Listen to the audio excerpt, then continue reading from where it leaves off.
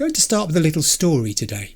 Back in the olden days of television, nearly everything was broadcast live, and there were things called listings magazines. Now, the listings magazines held in them lists of all the programmes that would be shown on each channel each day, telling you what the programme was about, what time it started, what time it finished. And using those listings, you could with some degree of certainty plan your viewing experience. However, occasionally discrepancies arose. You may have been, for instance, spending weeks waiting to watch a particular thriller movie which you knew was coming on a certain date and time on a particular channel. You may even have bought the bucket of popcorn ready and prepared the settee with an oversized throw for you to dive under whilst you were enjoying it, only to discover that when you tuned in, you were watching a programme about yak breeding instead. Now, quite often, the broadcaster would not explain why the substitution had been made.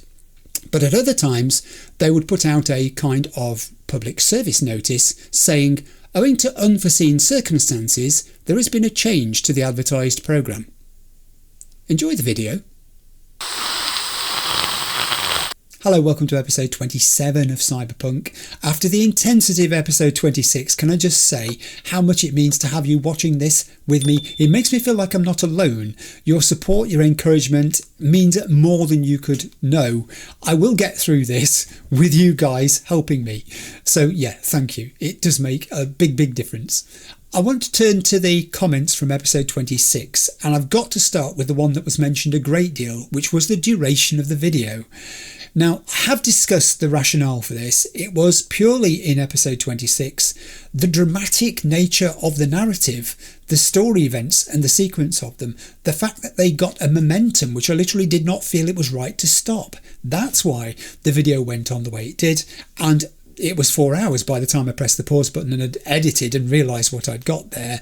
That's why that video was so long. But it is a statistical outlier, and it will remain so, because I really don't want to be repeating that or going beyond it, heaven forbid.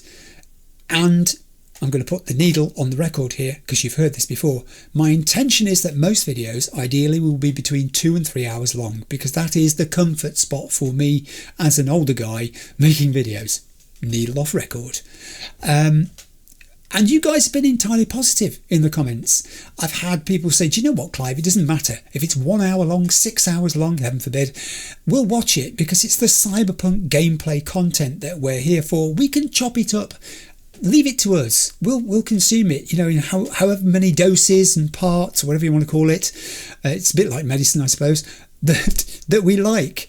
And that's really kind of people to say that. As for negativity about it, I have only one thing to say. Obviously, the comments section is a place for people to express opinions and give feedback and their feelings about things if they would have done things differently. They can express disappointment about things too. There's no restriction, there's no policing of that. It's a place for discussion and debate, comments about the game itself, people to share their love of various things, their expertise and experience, make suggestions, all that good stuff. What it isn't, though, is a place where I would expect to find profanities and personal insult. All I've got to say about that is there are rules, and YouTube makes rules about the content of the comments section in videos, things that everybody who uses the comments facility agrees to abide by.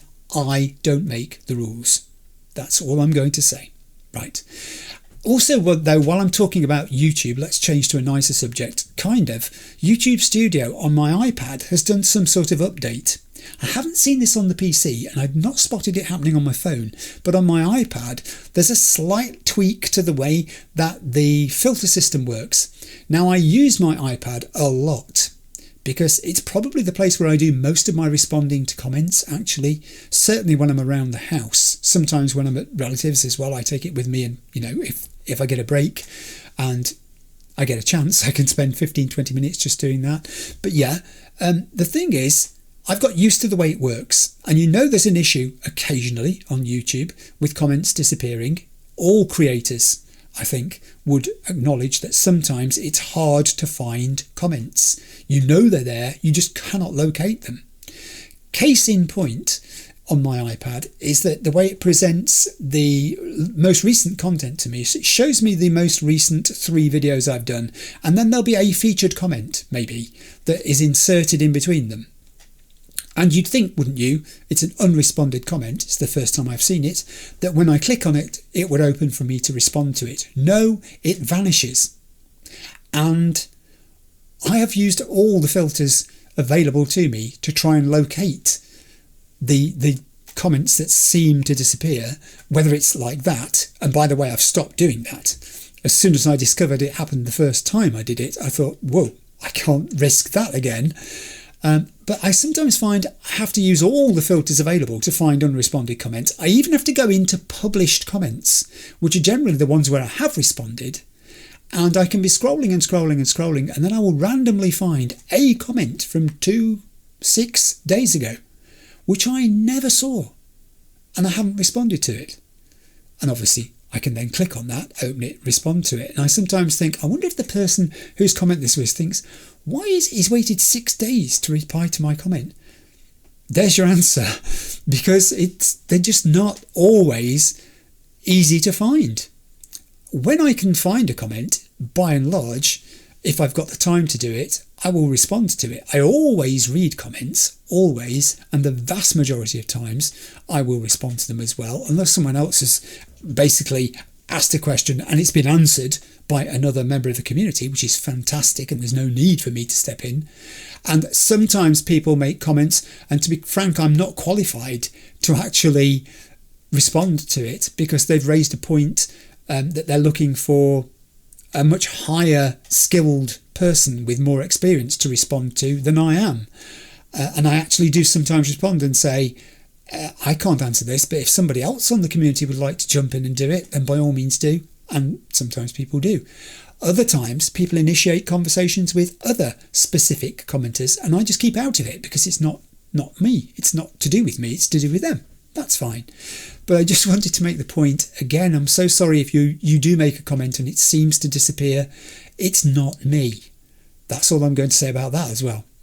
Right. Yeah, 2 strange things to start with, but both of them needed to be mentioned. Let's get into the actual comments from episode 26, the Sasquatch battle. That drew a mass of comments. It's the first time I felt like I was fighting a boss in the game.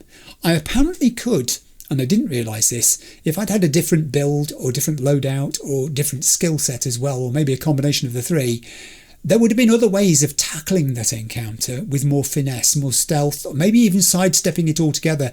But it wasn't an option for my V or for me with my skill set. I do know that encounter demonstrated clearly something I've spoken about, the paralysis that I feel when weapon selection, usage and combat is involved. Sometimes my brain just freezes.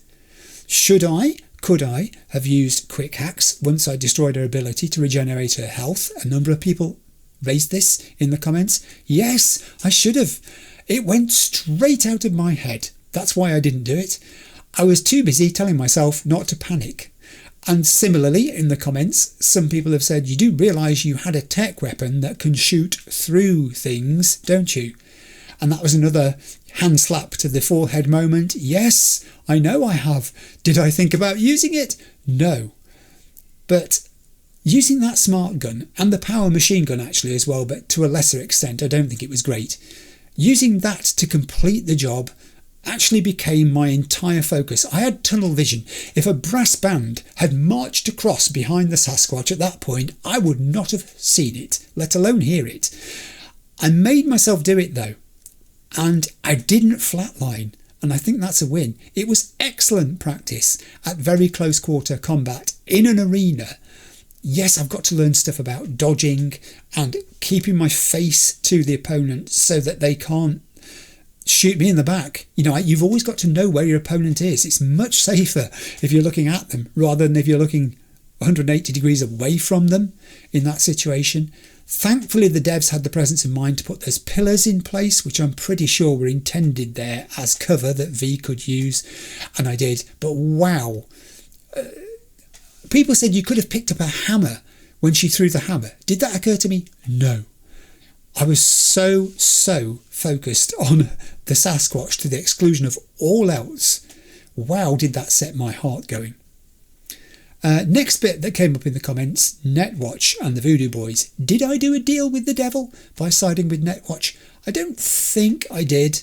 My rationale is to hurt the Voodoo Boys any way I can. If I can weaponise Netwatch, who I'm no massive fan of, but, in this dystopia that we're living in 2077, you could argue that without Netwatch, it would extend into a complete chaos way beyond the present bad situation that we're in. At least if I can weaponise Netwatch and help them to cause damage to the Voodoo Boys, then that's a good thing. So be it. I may appear to be sidling up to Maman Brigitte, but that's just a temporary arrangement of convenience.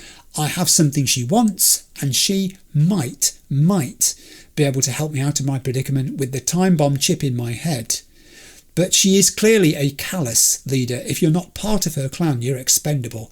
It was her desire, ultimately, to get hold of the relic chip that, if you follow the breadcrumb trail, led to Jackie's dying. It was her netrunners who've left Evelyn in a virtual coma. So I don't like Maman Brigitte. I don't trust Maman Brigitte.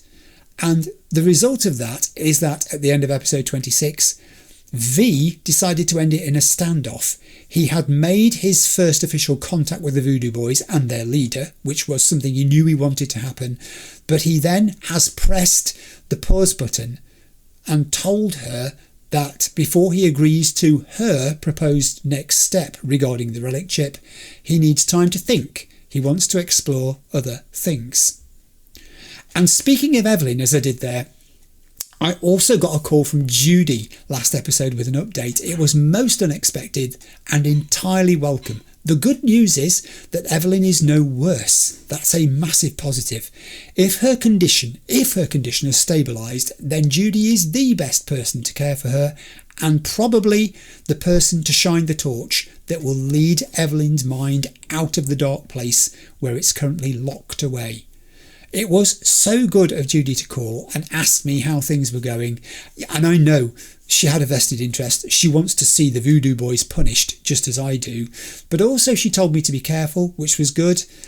I did mention in episode 26, again from the comments section, that I feel for Evelyn, she's a genuine girl in my eyes. She didn't deserve this. I want her to have that better life that she's seeking. A number of people in the comments section, there weren't very many, but they were very well argued cases, said be careful because it could be a double bluff here on the part of the devs. They want you to think that the Evelyn who presented herself as the brash, confident, double dealing wheeler dealer who really belittled V when she first met him, they want you to think that that is the falsehood and that the reality is the nicer, more meek and unassuming girl who simply was looking for a way out of a bad situation, and we should have sympathy with her for that.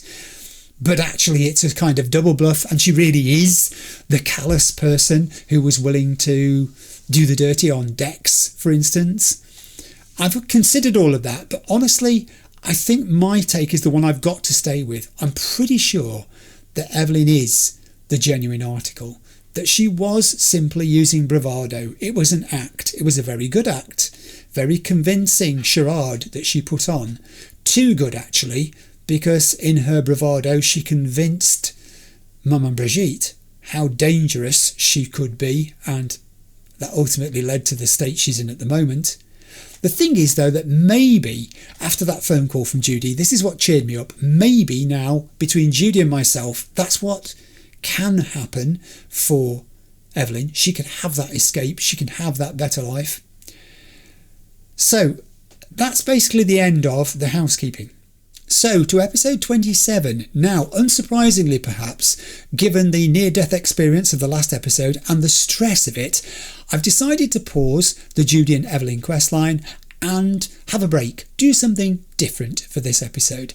And specifically what I've picked up on is a thing that people have asked about and reminded me about many times in the comments section. It's a thing that's been in the journal list that V refers to for a long time now, and the slide kind of gives it away. We're going to be catching up with his old friend Delmain. We're going to escape the heaviness of Pacifica and all the other woes for a while and meet up with our old choom. Now, why has Delmain risen to the top of my list of alternative things to do this episode? Using smart frames in V's apartment last episode to put an image there of his very first Nomad car for him to reminisce about every morning, that started me thinking about vehicles in general. And then when I drove down to Pacifica in the somewhat incongruous and hideously expensive Mercmobile, I mentioned how nervous I was at the thought of leaving that prestige vehicle unattended on those lawless streets. That in turn got me thinking about V's original transport that he was using to drive around Night City when he first became an inhabitant there, and the one, if you remember, which was wrecked in the parking garage next to his apartment after a rogue and uncharacteristically violent and foul-mouthed Delmain sideswiped it. Ever since that day, V has been using Jackie's motorbike, Archie, to get around Night City, or has borrowed, where necessary, a car to do the same. But Delmain did contact me some while back, not just to tell me that my car repair was complete, but also to invite me to go see him and discuss the issue which had led to this dreadful event in the first place. And that's intriguing. So that's what we're going to do in this episode. That's what's starting us off, at least. Now, I haven't quite decided yet whether I'm going to, talking of driving, drive down there or whether I'm going to take the N cart, because there is a station called Memorial Park, I think it is, which I looked and is quite close to where the marker is for Delmain HQ. Either way, I plan to head off down there and have a little look around, walk across to the Delmain office, garage, showroom, factory, whatever it is. I don't know what his base of operations amounts to yet. I want to, on arrival, see if I can get to see him and get to the bottom of what happened. So it's a mystery and I'm looking forward to solving it. Now, what happens after that point, I don't know. As ever in these non-story questline episodes, it's even more of a feature that I don't know what to expect, because you haven't got the character-driven signposts that the story presents when you're following a character's questline. It's not an off-grid episode, but the thing is, I do trust the game and the devs to put plenty there for me to find. I'm sure there are going to be possibilities, opportunities to spot. There is going to be an element, I think, of having to make this up as I go along, but hey, we're used to that, aren't we? So that's it. That's the plan for today. It's an antidote. It's a much-needed recovery period after what happened in episode 26, and I'm really looking forward to it. So let's go, shall we, and see what we find. Right, so unusually I have not relocated since the end of episode 26. We're still in Pacifica, outside the hotel. It's approaching 6 o'clock in the morning. People are either walking to work or home from nightclubs. I can't quite decide. It's a beautiful morning in the offing. We've got a blue sky and wispy white clouds, and we're all safe because the Voodoo Boys are still on guard by the side of their van. What I want to do before we set off this morning, you can see I've already marked the metro station on the map. It's showing up on the left there.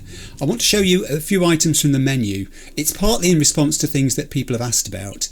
I have been asked to show the skill progression matrix, so here it is. Now, the thing that surprises me about this matrix, and you might be able to guess what it is that the headhunter statistic is so high. It's only 5 progression markers, points, whatever you want to call them, gradations, below Netrunner. Now, I knew that I was spending a lot of time using quick hacks and experimenting with them. They are my fallback. In fact, I'm actually surprised that the Netrunner statistic isn't higher, because I have thought in my mind that I was relying on them a great deal. However, look at Headhunter. Now, Headhunter is the one that deals with weapons and combat. And the thing is, it's only 5 points below the marking for Netrunner.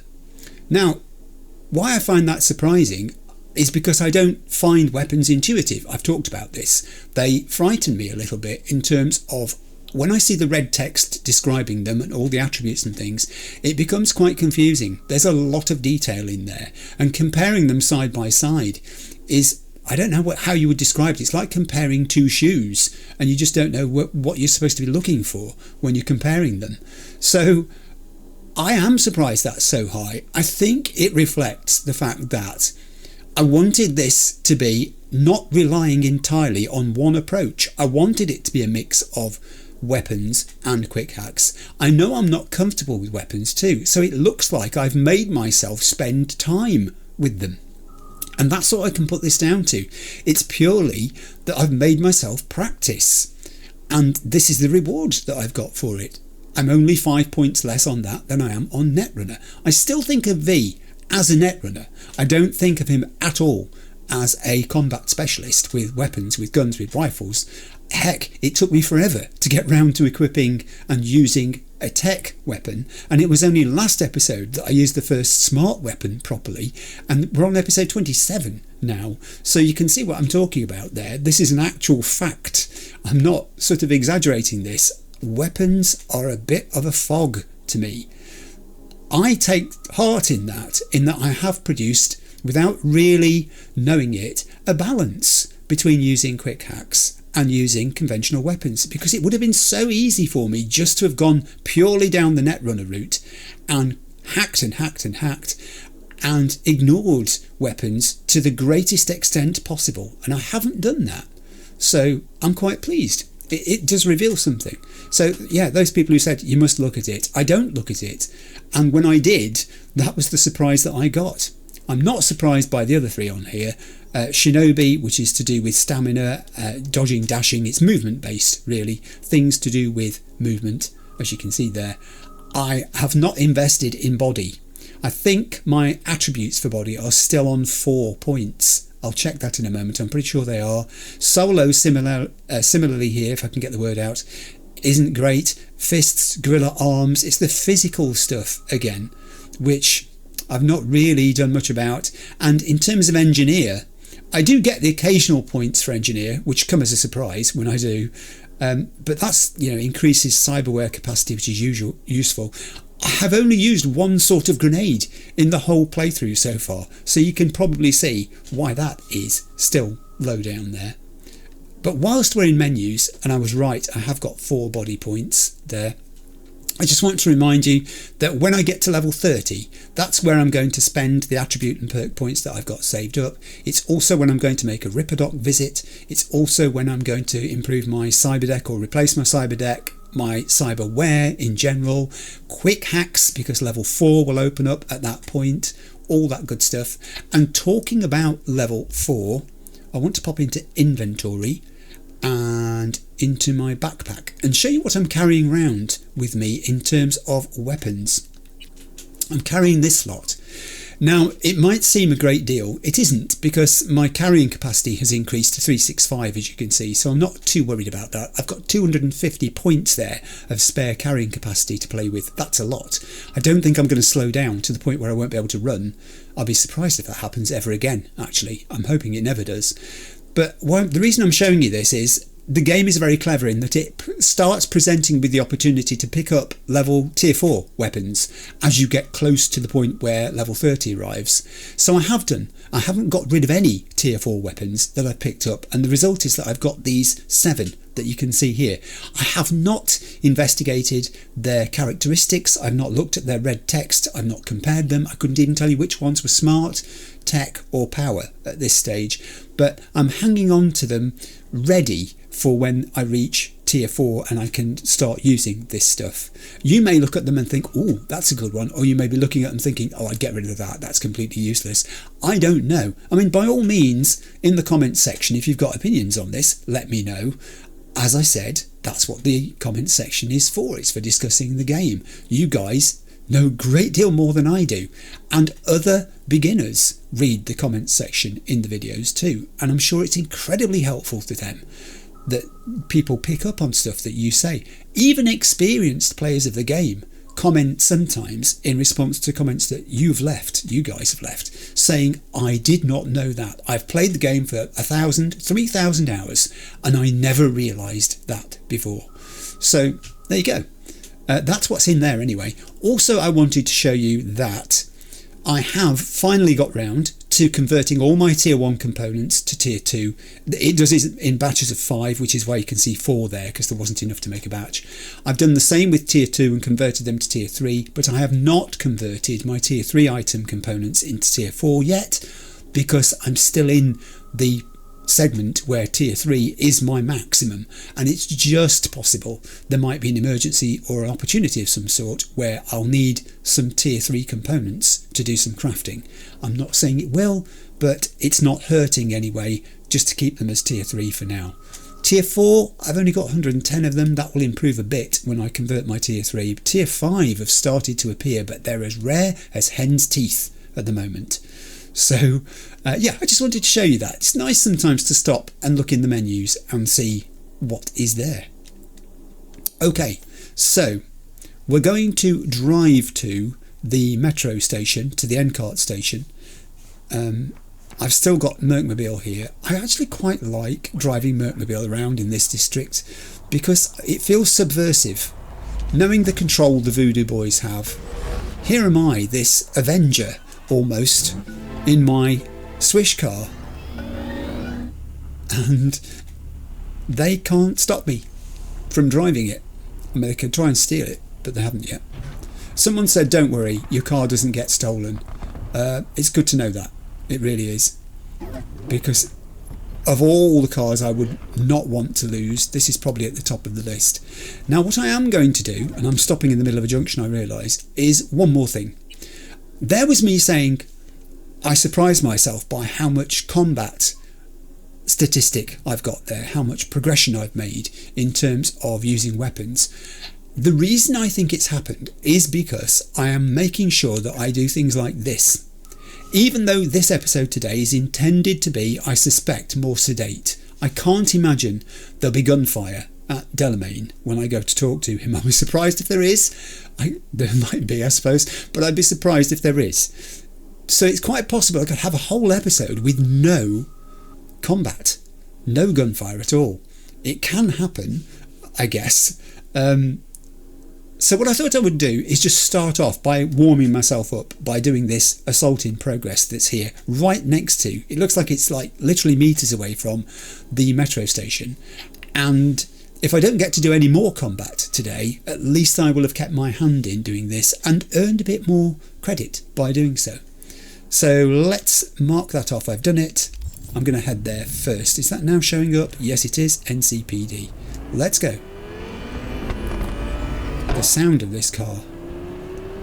It's so hard though to keep it below a reasonable speed limit. Stay on the pavement. I mean, stay off the pavement. Freudian slip. Stay on the pavement. Ooh, that was a leery corner. Steady now, we're nearly there. Gosh, that was quick. Whoa, whoa, whoa, whoa, whoa, whoa, whoa. Nor do I want my car to get shot up. Is that a gull wing? Is that what's called a gull wing sports car? I think it is. I love the way it goes opaque when it is closed up, so that no one from the outside can see what's within. It's got that look about it, hasn't it?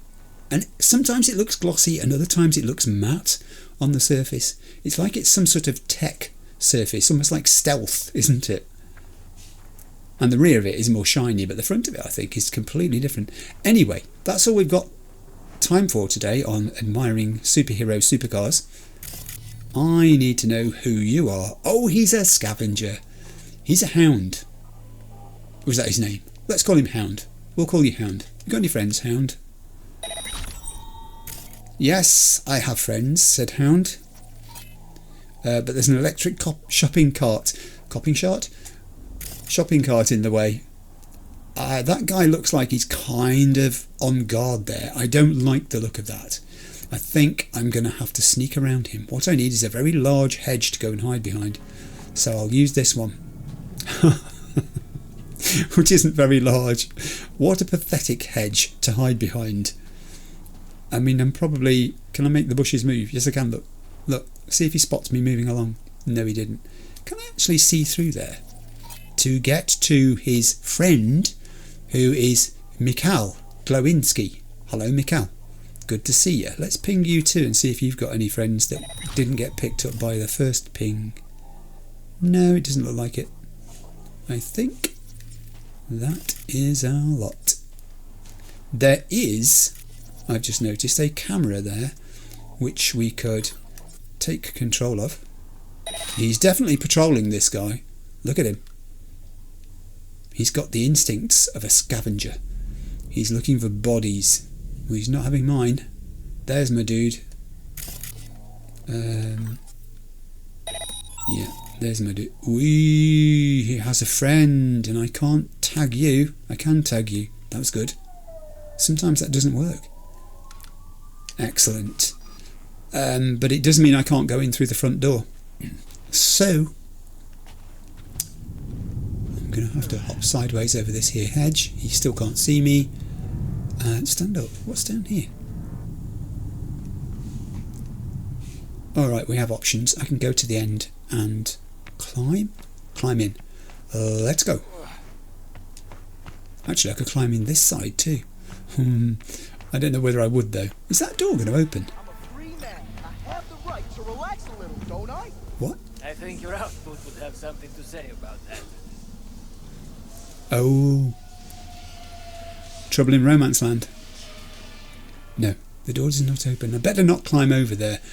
You see, I could take camera control again and maybe have contaged.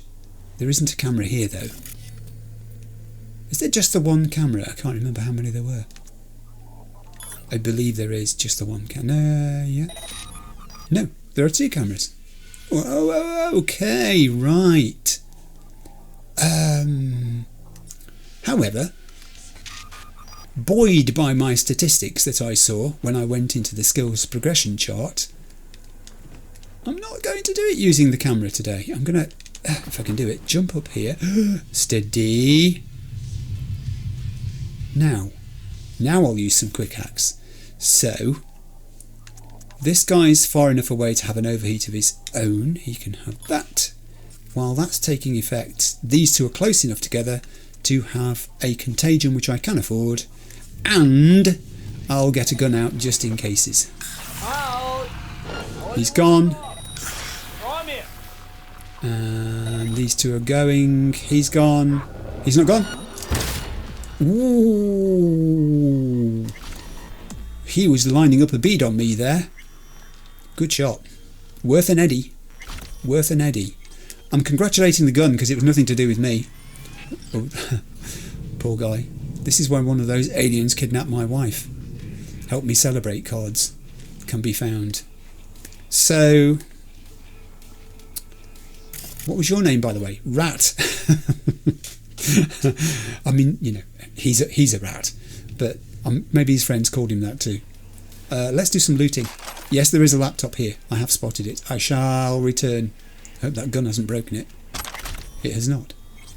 There's a satchel too, which is good. There is a young lady who has an archive conversation. Yeah, I'm going to start from this end and we'll work that way, because otherwise I'll miss things. Let's do this. So have I got to hack into this? No, I can just use it. Splendid. I have a message, just one, however. What else? From Susan Santoro to Sasha Wassine. Already scrolled everything in that drop, including hottest real and brute torture. I want more, something stronger. And Sasha replied to Susan, knew you'd get into it, good girls like you always do. Anyway, the hard stuff don't get fancy ass titles like that. Think you might like BD9430, just be warned, that could blow a fuse. Long story short, you get killed, POV, some choom, real terror, panic fading into some real orgasmic stupor, seriously, up. Guy who killed him was real artist, don't want to spoil it for you. Oh, can't do this drop myself, you want it, my choom Mikhail will head to the spot, set you up. And Susan replies, don't need your marketing blurb, just send your guy. And Sasha replied, well, aren't we salty, ha ha ha. Mikhail's on his way. Same chords as last time. Oh, so Sasha was into a particular sort of brain dance. And you're a scab, aren't you? But you're dead because I shot you, so I don't need to shoot you again. And yeah, I'll go for the satchel last, I think, because satchels have goodies in them usually. Oh, here is an archive conversation with Susan and some guy called Peter. Let's look at this. I love it when these NCPD gigs have more involved stories. This one's starting out nicely. Archive conversation, Susan and Peter.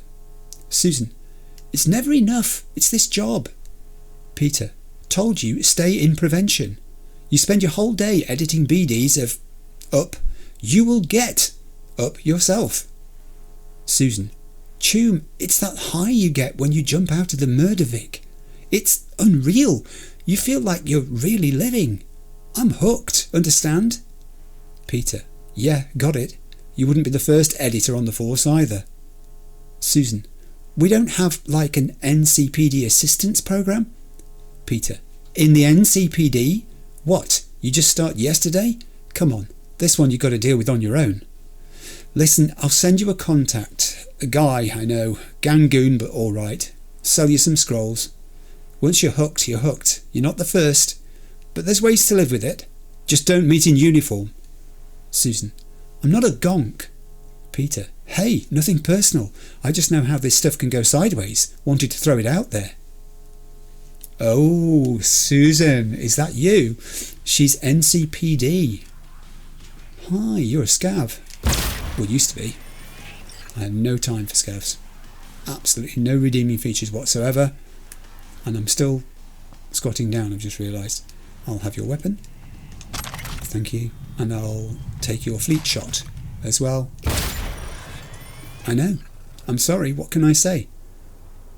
This game has brutalised me to a degree. I do realise this. Okay, it's fictional, obviously, but you know what I'm saying. Within the game, I think everybody finds they have affinity for certain gangs and not others. And scavs, I despise. This idea that they harvest human organs, there's literally nothing to recommend them whatsoever. I didn't loot you, I've just realised. And now I shall go over here to the... Did I miss anything here at all? Don't think I did. I didn't scan. People are always telling me to scan because, you might miss the electric shopping cart, for instance, that you could ride all the way to Delmain. I don't think you can ride it. Let's do the satchel next. Tier 5 components, but one. I get one. Panoramic goggles. That's a good dose of tier 4, 3 and 2 components. Yes, we do have another conversation. Excellent, excellent. This is between Mikal and Sasha. Okay. Mikal, yo. The kind of scop you land me in. Bitch had a badge in the car. She's a cop. Or she was, huh? Sasha, you think I didn't know? Already sold that a bunch of BDs. Mikal, and you didn't say nothing? How was I supposed to know Miss Blue was in it for herself? Thought it was a setup. Sasha, so you zeroed her? Mikal, bet you're... I did. The heck was I supposed to do? Sasha, clean it up somehow. Burn the body or toss it quick. Mikal, choom, what sort of gonk you think I am? Ooh, it was all a misunderstanding at the end. Oh, that's 3,700 Eddie's worth of misadventure that we've just had there. Oh, that was terrible. Lovely story though. See what I mean about these gigs? They are short, you get good benefits from them, and if you're lucky there's a nice storyline, a little bit of narrative in there too, and you can piece it together and imagine the tragedy of it. An NCPD officer who became hooked on the BDs that she was supposedly just viewing as part of, prosecuting, preparing to. And then the so-called safe way for her to indulge her necessary, okay, reverses fast too, her necessary urges, I guess you'd call it, went badly wrong. Right, now I need to go into journal again, not journal, I need to go into map again and put us back on the metro. I don't know why, because it's only just there. Actually, this would be a good point to read up on the gig itself. So let's just back out. I will pop into my journal and we'll read up on it. I'll set us up for... There it is. Tune up, go to Delmain HQ. And we've got some text, quite a lot of text. So let's go through this. Fender benders are a dime a dozen in Night City. A Delmain though? A first, I'm guessing. But now he wants to hand out compensation for damages? That's just downright suspect. Way I see it, he's got the AI equivalent of a gun pointed at his head. And this message is nothing but a coded cry for help. Nobody, and I mean nobody, doles out compensation for a little chipped paintwork. Go and see what this is about. Worst case, you come out a little richer. And that's Johnny's take on it, remember? Okay. Or is it Johnny's take? Did this happen before or after? No, this was after Jackie died. Oh gosh, it was so long ago, I'm struggling. Let's do Delmain. If you ever wish, you could leave your problems at the door. Make sure it's the door of a Delmain luxury cab. Delmain is the only cab service in Night City managed by an artificial intelligence and prioritises passenger safety as highly as comfort. Delmain's intriguing personality alone is reason enough to travel in his company. He is likewise an excellent business partner due to his boundless dedication to improve the quality of his services through effective management and innovative technologies. Sponsored by Delmain Corp. There he is, looking suitably footy round the edges, as he does when he's being portrayed on a video screen. Vista Del Rey must be the location of Delmain HQ? Vista Del Rey. There's no need to sugarcoat it. Vista Del Rey is the worst part of Haywood, eaten alive by poverty and oppression. Gangs are the neighbourhood's undisputed rulers, though the streets they rule over are often deserted.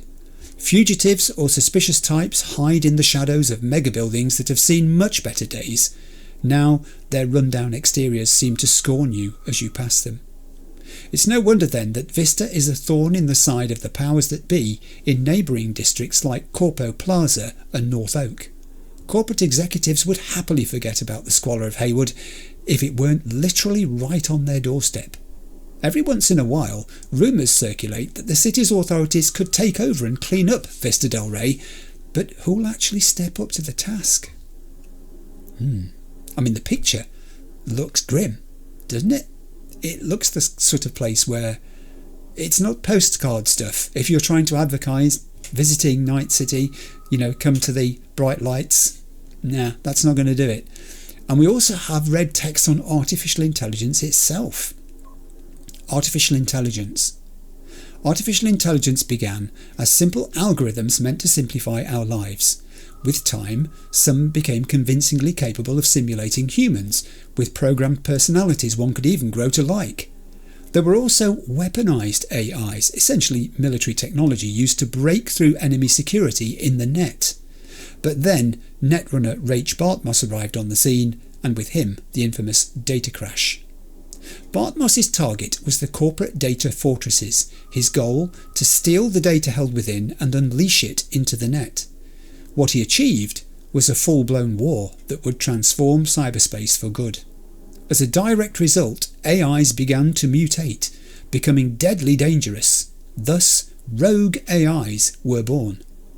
At that point, Netwatch runners were forced to design the Black Wall, a powerful artificial intelligence with only one job: keep the rogue AIs out of the remnants of the net that survived the crash. Officially, nobody ever ventures beyond the Black Wall. Unofficially, well, believe what you like. Interesting, because that's what the Voodoo Boys are all about, penetrating the Black Wall. Rogue AIs, those rogue AIs must be to do with Delmain then, and the reason that one of his cabs savagely attacked my vehicle in the parking garage. Alright, now this is the moment at which I've got to decide, do I go on the N-cart or do I drive to Delmain HQ? And I just want to show you this. I'm going to have to put my controller down to do it, if you excuse me. While I'm making videos, I have a very simplistic way of marking in and out points, and essentially it's this piece of card which I'll hold up here, which has a green side and a red side, so that when I need to make a cut because I'm about to have a drink of orange, I'll hold this up and I'll have a drink of orange, and when I'm ready to go back into the video, I'll hold the green side up, and then when I'm editing, all I have to do is watch out for those reds and greens. There are various ways of doing it. Some people clap their hands, which creates a spike in the audio signal that you can spot, and that shows an in or an out. So you can use one clap, you can use two claps, whatever. But I like the little card because it's a visual one, is easy to see. As you can see, it shows up extremely well. Why am I showing you this? Because it's got two sides, and I'm trying to make a decision between two options here, which is, do I go in the car or do I use the end card? Both of them are attractive. I'm closing my eyes while I do this. So if it's red on the top, then we will use end cart. If it's green, then we will drive. And we've got green. We're going to drive. Yes, it was the same card. Oh, goody. I get to use the Mercmobile a bit more. Okay, let's go. I think, yeah, it is. It wasn't showing up for a second there. That's good. It is a beautiful day. I said it was going to be, and it needs to be an antidote to what happened. Please keep off there. I'm trying not to scratch the pavement, the paintwork on the pavement. It needs to be an antidote to what happened. All that light just changed in time. In the last episode, it was stressful. It was partly the length of the episode. That's certainly true. I'm keeping the speed down, have you noticed? But also it was purely as well, not just that. It was the fact that I've never faced a boss battle before. I'm struggling to get my words out this morning. I've literally just come back from a run. My mind is still going pretty fast. I do a lot of thinking when I'm out on a run. So it was run, shower, into the office and jump onto the PS5 to do this. But yeah, the boss battle side of it, I think, you really do feel like you've been through the ringer. That light's on red, but it just changed to green for me. That's very kind of it. We're nearly there actually. 950 metres away. The traffic is all flowing very smoothly this morning, he said, as that car nearly ran into the back of the one in front of it. There's a few gang members about there. Ooh, that's a nice car. I've been very fortunate that the lights have changed just as I've needed them to. Yeah, the boss battle, it did put my mind into a... Whoa, what's going on there? Out of the car. I'm in the Mercmobile. I have to respond to this. It's my civic duty. Is it my civic duty? Hey guys, what's going on? NCPD are in a battle. Oh, it's not going well. Who are we fighting? I'm in the combat area. There's another guy there. Who are we fighting? Who are you? Valentino's? I'll intervene. I'll quick hack. There's another one up there. Yes, you. I'm helping the NCPD and my street cred's just gone up. And another one. Has that guy gone yet? Yes, he has. It took him a while, didn't it? Oh, and Netrunner's also been given a little boost too. There's still one over there, I think. Where is he? There he is. Have I got him? Have I got him? Pop your head up again. I'm not going to shoot him, am I? I might do. Ouch! Doesn't like me now. He's gone. Sign up for this shit. Did you not? Well, you shouldn't be here then, because that's what's going down. Okay, now the NCPD are after me. That does not seem terribly fair. Oh, you see, this is what happens. This is what happens to us superheroes. Wannabes. Okay, out the way, pedestrians. I've got to go. I need to just drop. Oh, heaven. I didn't spot the police car. I was going to say I need to just drive away quietly from here and all will be well. And then it wasn't. Oh, that's not gone. That's not gone well at all. Oh, you know, I was talking about this sedate episode I was going to have today, where nothing much happened. I've learned a lesson there. I may be driving around in the Mercmobile and want to do my civic duty and help the NCPD, but they're not always grateful, as can be seen from what's currently happening. My hope is that I can get to the entrance to Delmain, which is just round the corner, and that it will protect me, and they'll leave me alone. I'm there. Park up, get out, don't get killed. Oh God, I've now been run over. Quickly, jump over the top of the car. Get in there, put your gun away. your ass. You hear me? He'll run you out of biz. Would you be so kind as to give me your lawyer's contact information? Fuck you, Cirque Brain! Oh, I've gone from one conflict to another. Processing data now. Right, so that's worked because I've left them behind. That was a shock. I actually thought I was doing a public service there, and that, I mean, I did get rewarded for it. I got the improvements. Processing data now. This is a bunch of customers. I'm come to them in a minute, yeah. But I just thought there that if I was helping, surely the police would not take exception to me. They would realise I was on their side. And it didn't turn out that way. Processing data now. I mean, I was hopeful I'd be able to stay there and loot the bodies as well, but no, apparently not. Right, so we have a bunch of looking like corporate types here. I mean, look at the greyness of this. This is obviously the colour of Corpo, isn't it? Processing data now. I would say. Please wait. They're not happy, and that's glitching. One guy's stormed out already. That guy's on his phone because he's been there so long. This guy looks mean in the cowboy hat. This guy's leaning on the counter because Please wait. he's been there a long time. This lady looks like she's got somewhere else to be. Yes, look at the stance there. That is the I am fed up being fobbed off here. When is something going to happen? If she was within reach of the counter, she'd be banging her fist on it now. Look, the shrug of the shoulders there. Did you see that? Look. It's really good. Oh, credit to the guys who animated this and designed it. And this woman here is doing that thing that people do when they're nervous. She's hopping from one foot to the other and flexing her knees as she's doing it. When am I going to get satisfaction? She's saying. It's my turn. Let's do it. Hey, Del. Hey, Del. Hello, sir or madam. How can I be of service? Hey, you was Austin night. Oh. Who's taken exception to me? Was it you? Or was it the other lady who's doing the posturing behind me? Oh, she's quite close. Hello, sir or madam. How can I be of service? You're invading my personal space. I'm here about the accident, obviously. What's got into you, Del? Don't recognize me? You sent me a message saying I should come in about the accident.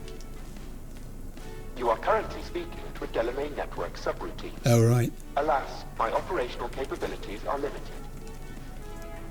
Could you please clearly recite your incident report Don't give them number? any numbers. That's how they find you. Who? Corpse, dude. One of these guys was speaking and it was him. Don't give them any numbers, that's how they find you. Sir, madam, recite the incident report number provided in your message. But I've apparently got the incident number, it says. Why am I here exactly? Well, I know why I'm here, because he wants to discuss it with me. He said that. I want to talk to Delmain, he's obvious. Let's use the number. Have I got a number? 77-11-010-96. Good. Incident report on file. Confirm. Excellent. 96 at the end. It's a public enemy. Government target. Oh, Your identity has been established. I'm a government target.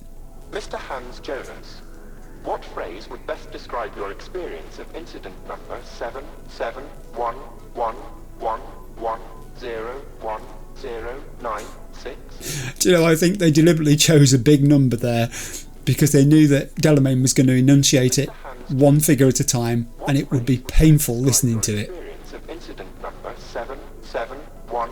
Del, stop. I know it's only a subroutine, but for heaven's sake, stop. I can choose, the top one, which is funny but expletive laden. The middle one, which is nothing serious, no big deal. I wouldn't say that. My ride took a real beating. It tipped my car on its side. Actually a little heartbroken about my damaged ride, but I'd rather talk to the real Delmain if I can. Oh, V. My apologies if the receptionist was a bother. I'm preoccupied with the crisis that is ongoing, and I simply cannot oversee everything. I've taken the liberty of transferring a settlement to your account to compensate for the damage done. Special treatment. Would you mind if we spoke elsewhere? I don't mind at all. That's completed the first part of the job. That's excellent. I didn't do much for that. That was nice and sedate. This guy over here is a fount of information. Most of it quite negative. This lady... Oh, she is banging the counter with her hand. Yes, devs. I approve immensely. She's giving Del that sort of death stare. Look at that. You know when people they'll go like this and put their head to one side and... Look at her. What are you doing, madam? Arms folded across her chest. Belligerent posture, I would call that. Is anybody else still here? No, it's cleared out a bit. They've got fed up waiting and they've gone. They're not satisfied. I don't mind at all. That's what I'm here for. I'll talk to you. Sure. Let's talk. Let's go. Then please follow the drone. Will do. Drone? Oh, there's a little baby drone. That's cute. It's like it's smiling or trying to. I'm fully aware customer service is less than satisfactory at the moment. Yeah. Perhaps a guided tour will prove some form of compensation. Yes! I'd love a guided tour of your facility. Caution, wear protective equipment. I'm not wearing any protective equipment. I just want to put that out. I'm not wearing any protective equipment. That door has got a red mark on it, and red doors are locked, aren't they? Yeah. I don't have the body capacity, as we know. I need 16. I'm still on 4. There will be some improvement there. I will do something with it. I can't leave it on 4. But it hasn't been a priority. I am so made up by that stat that said I'd got 30 progression points. This corridor links the shop to the office. Excellent. That's good to know. Oh, okay. So... But hang on. There's buildings... There's structures down here. Those doors are red, so they're going to be locked. Yep. Can't go that way. But there is an office, which I'll go into, because why not? More doors which are green. But again, they do not seem to want to open. Ah, shards. What do we have? The Struggle of O'Neill Station I've already read. I will scan when I get round to it in here. Vinyl record. Always take vinyl records. Even if it's one I've got already, you can always, trade it. Put it online. Somebody will buy it. Plus, and I've done this myself, and I'm sure people who collect vinyl have, sometimes you get a slightly better copy than the one you've already got, and you think, what do I do now? Because the one I've had for so long, it's got provenance, it was at uni with me, those sorts of things, and then you get a much better version of it, and you think, but this is a better version of it, and the cover's less dog-eared, and it hasn't got the little marks on it that cardboard gets over time, and there are no marks on the record at all, and it'll probably play better. Do I keep both?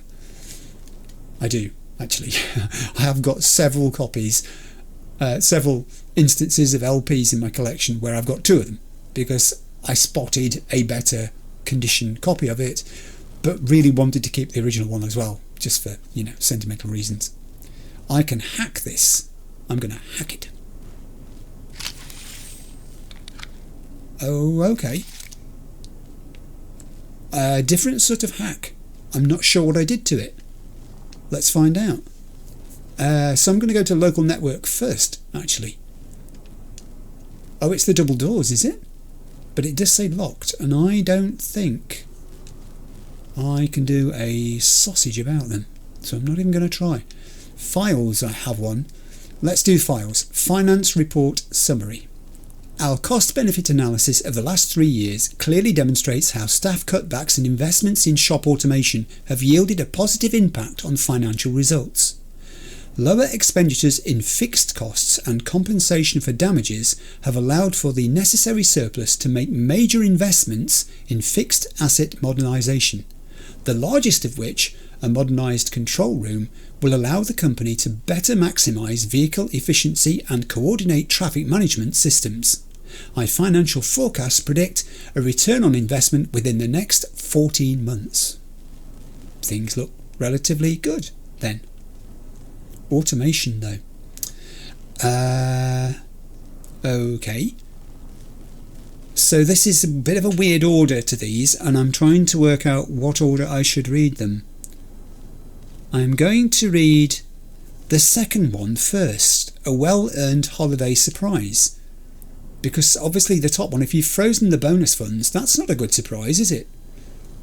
I usually read bottom to top, but because the bottom one looks rather final, I think I'll read this one first. I may get this wrong, but we'll try and make sense of it. A well-earned holiday surprise. This is from Diana at Delmain Corp to all at Delmain Corp. Dear team. Oh, it's never good when it starts that way. I am very pleased to announce this year's holiday bonuses have been upgraded to include coupons redeemable at any All Foods store location. This was made possible by the great success of process automation we've implemented throughout the year, which has led to financial results well above our year start estimates. To mark the occasion, the door to our AI's core will be open today, so we hope you stop by to enjoy the holiday decorations and to offer your congratulations to our Employee of the Year, Best Diana Jones. So that has to be Delmain, the Employee of the Year, the AI. Now I want to read the top one because I think this one contrasts with that one, doesn't it? Let's see what it says. This is also from Diana at Delmain Corp to all at Delmain Corp. Holiday bonus funds frozen. Dear colleagues, on behalf of the board, I regret to inform you that the funds for this year's holiday bonus have been frozen indefinitely. This was a difficult but necessary action due to the large upsurge in settlement payments. Please know this was a difficult decision for all of us. If you have any questions, don't hesitate to ask. Best Diana Jones. So that's what happened because of the rogue AIs getting into the system and the massive number of complaints and settlements they had to do because of the damage that was caused to other people's cars. Okay, now we'll read Repair Drones Rollout. This is from Diana at Delmain Corp to all at Delmain Corp. Today we're pleased to announce the start of the next stage in our modernisation plan. We are beginning the rollout of repair drones in our shop. And because many of you have asked, we'd like to emphasise that none of your jobs will be put at risk as a result of this latest restructuring. Best Diana Jones. So that was the thing that I was worried about when I read the financial report saying that it was, process automation, which they were working towards. That inevitably reduces the need for human supervision, human workers. So I don't know. However, it sounds like it didn't.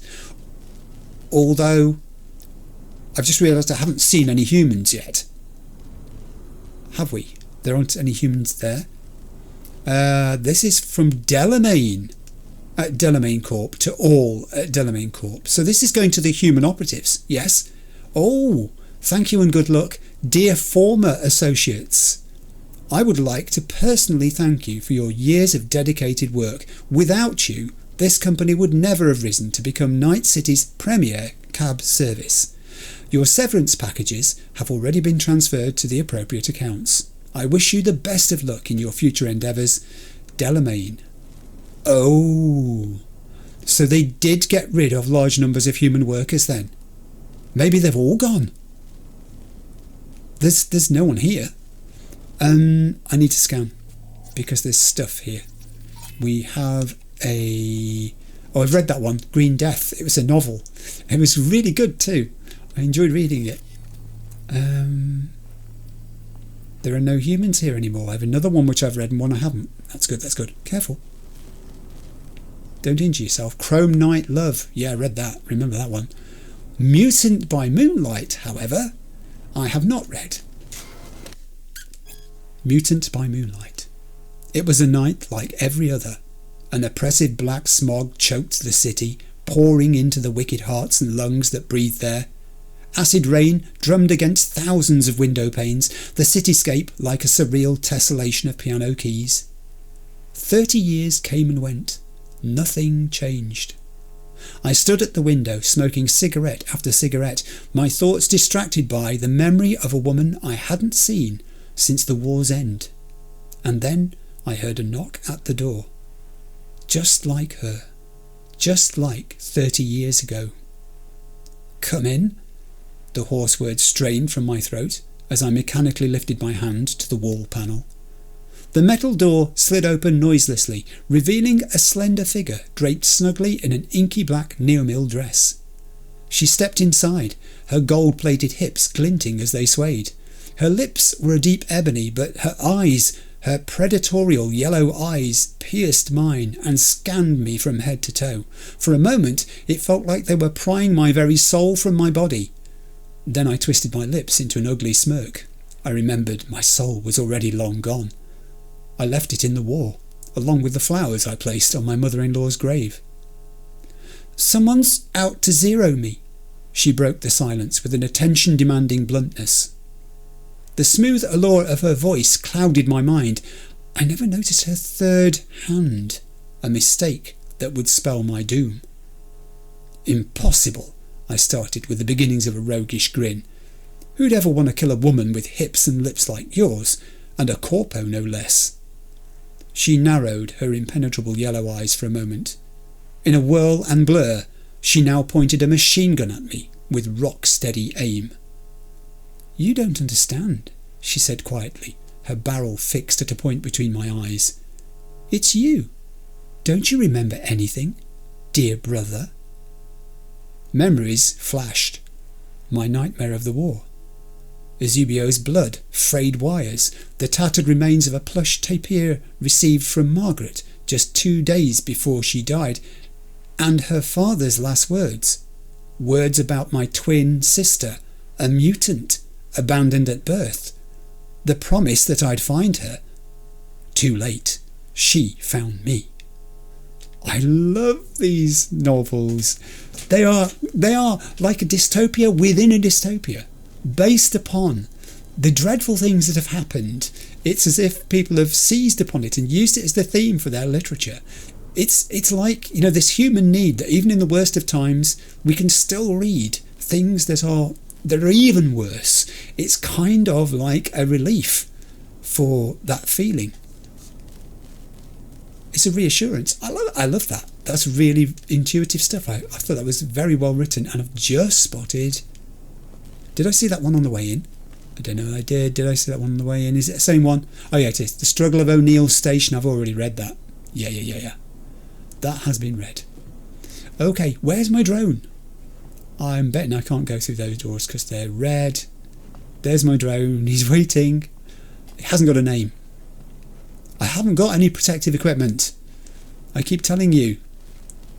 Okay, I'm following the drone. The drone just scans as Delmain.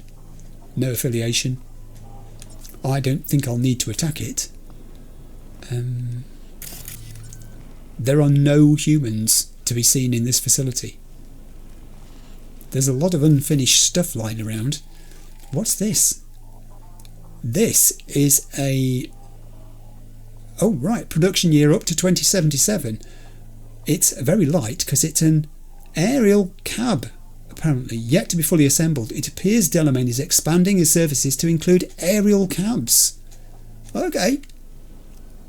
I've often wondered about aerial cabs in Night City and whether they're a thing. And here is where the magic happens. What magic? The shop is fully automated. Okay.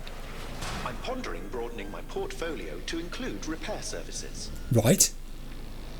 This little drone is a busy dude. The shop is currently overwhelmed with work. Overwhelmed with work. Think I know why. I'm still looking into the cause of the Delmain network vehicle failures.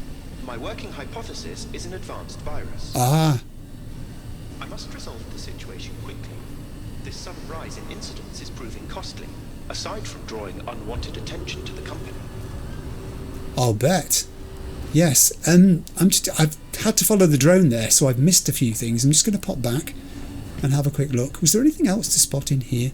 It's very dark in here, but then I guess if you're using drones and robots and everything's automated, then why would you need lighting? You don't. So that's a terrific energy saving you've got going on there. Also I spot, you see, he was leading me that way, but there are things down here which I would have missed, including a door which I can open for a change, and takes me into here, which has got some shards I've read by the looks of it. Pain editors and mortality rates. Makes me think of Judy again. It was so nice getting that bulletin from Judy last episode. It really was. Oh, cyberware usage and its side effects. also useful. I shall, of course, take the ammunition. Someone in the comments pointed out you don't really run out of ammunition on normal level in the game. Plenty of it is given to you, so you don't tend to actually need to craft ammunition. Certainly that's been my experience thus far. I haven't crafted any ammunition at all. I haven't needed to... Oh, do you know that looks just like the bottom of a gun there, but it's actually a car? Can you see what I'm saying? Doesn't it? If you use your imagination a little bit, kind of like a tech weapon, but it isn't. It's actually the aerial cab, I think. Yeah. This was a human's workshop, and now it's disused. These were human toilets by the looks of it, and now they're disused as well. In fact, I don't think... No, none of these doors I can open, because why would you need to? It's still here, but this was the party on the last day. This is how they left it. They thought, are we tidying up? The cleaners thought, are we going to clean this? Are we heck? And away they went. Yeah, I mean, these terminals, I guess there still needs to be some sort of human presence because, you know, you've got to have some kind of monitoring, I suppose. Maybe, perhaps Diane still works for Delmain, who knows? Maybe she survived the cull. Robots. And the colours are tremendous, aren't they? I would zoom in here, but I'm not going to because there's an element of sort of flashing and strobing there. And I'm conscious that, you know, that's not a good thing to do. The game does warn about this, obviously, but I think if you're zooming in, it makes it even worse. What kind of car are you? This is just an ordinary Delmain cab, which isn't produced anymore. 2053, the last time they made one. The car's formidable engine accelerates in a flash, while its reinforced body, created in partnership with Militech, ensures a greater sense of safety and security on the road. Yeah, I mean, I could tell it was a heavy vehicle the way it hit mine and flipped it. More robots. Is this another Delmain cab being worked on? No, robotic arm. Yeah, fully automated and perhaps a little dangerous.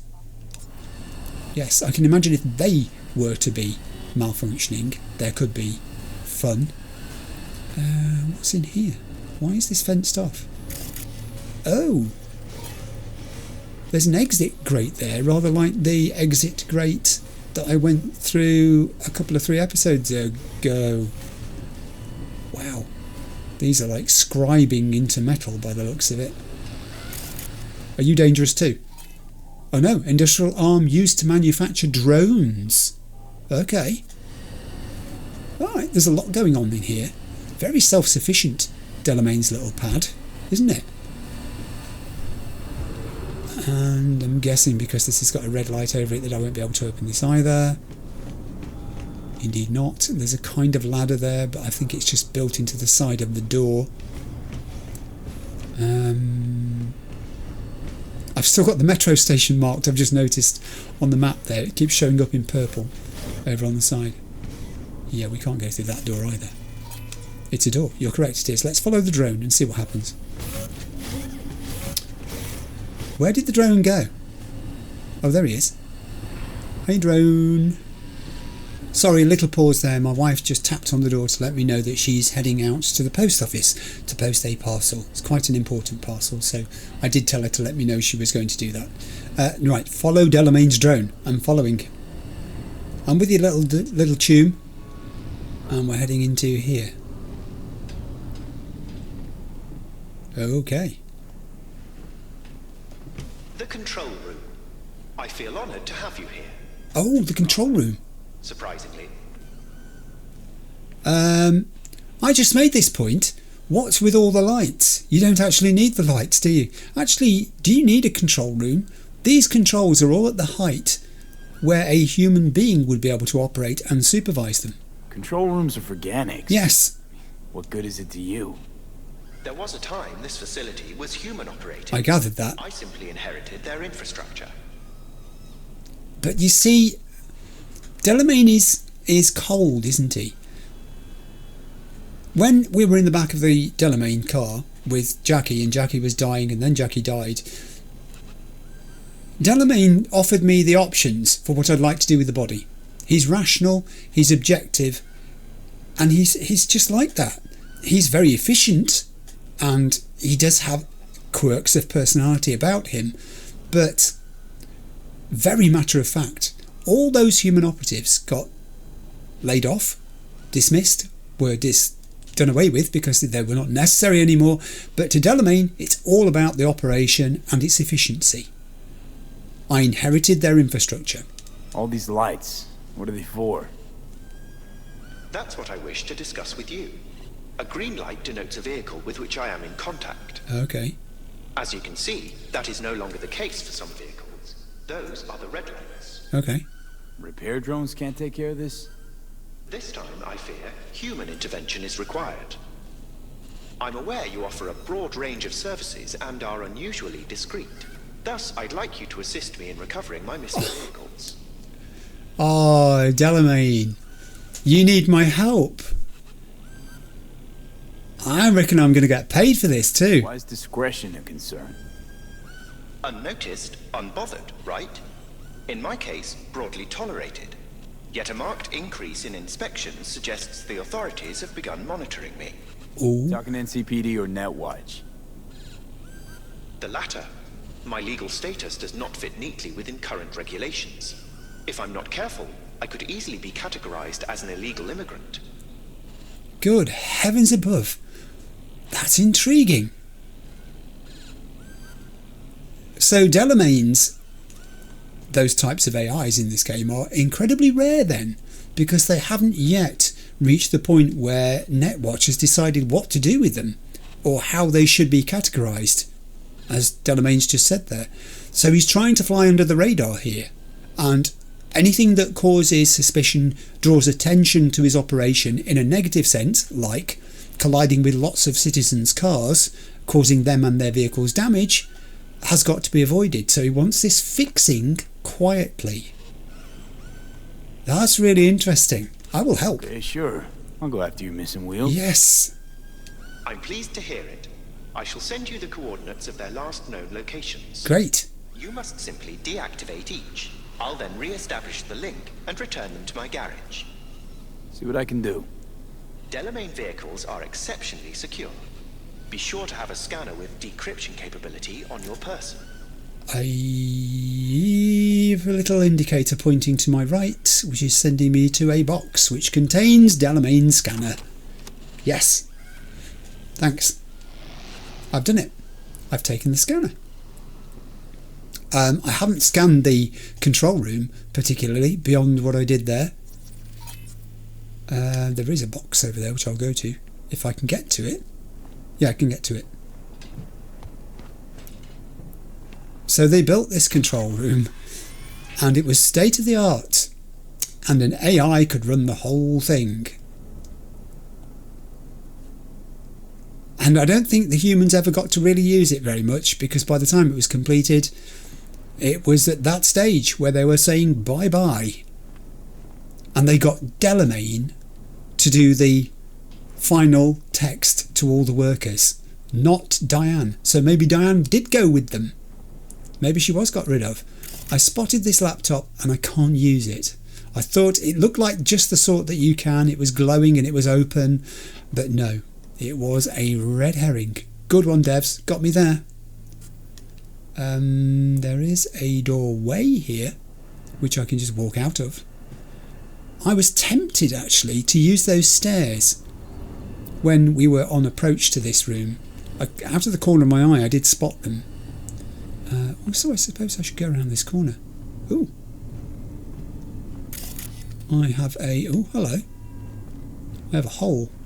I'll use the ladder because I don't know how deep it is. Oh. It's dark down here. I don't know that I like this. There's the occasional thing. What are you when you're about? Oh. Right. I think this might be a place where people used to have assignations. That would be entirely in keeping with what I've just discovered. What are these things here? I'm sorry it's so dark. I'm sure we won't stay down here too long. Also, did I see a door there? I did, but it's locked. Yeah, it's one of those. Where does this go? Should I even be doing this? Should I have told somebody where I'm going before I set off? Should I be unwinding a ball of string that I fastened to the door of the... Do I even dare go down there? Well, it's there, so let's go. Oh, it's murky. Now, admittedly, there are lights here, but they're lights for service engineers, because you still need humans, I suppose, occasionally, don't you? To do some stuff. Oh, there's a ladder. It's a yellow ladder. That means it's climbable. Oh! I wonder if this is the bottom of that hatch that said exit on it. It could be. I can't open it. It's not. Great. Yeah, that's great. The grate is on, it says on the side. Okay. Alright, I found out what I wanted to from there.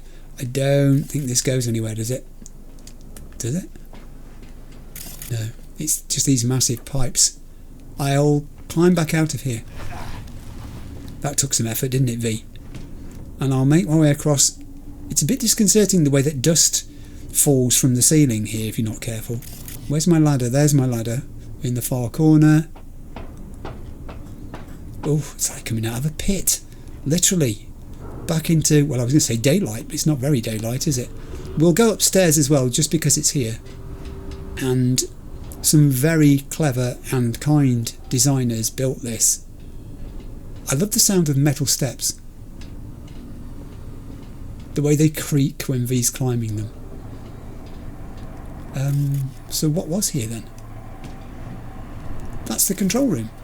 Oh, right. So this was another way into the control room. I'm not sure why I would need another way into the control room. But it was there, nonetheless. What's that one it's about? I can open this, so I will. Oh! Wow, there's like a fleet of Delmains there, look. Alright. This is like a... Can I go through there? Should I? Dare I? I mean, I don't know if I can get out if I do this. Oh, go on then.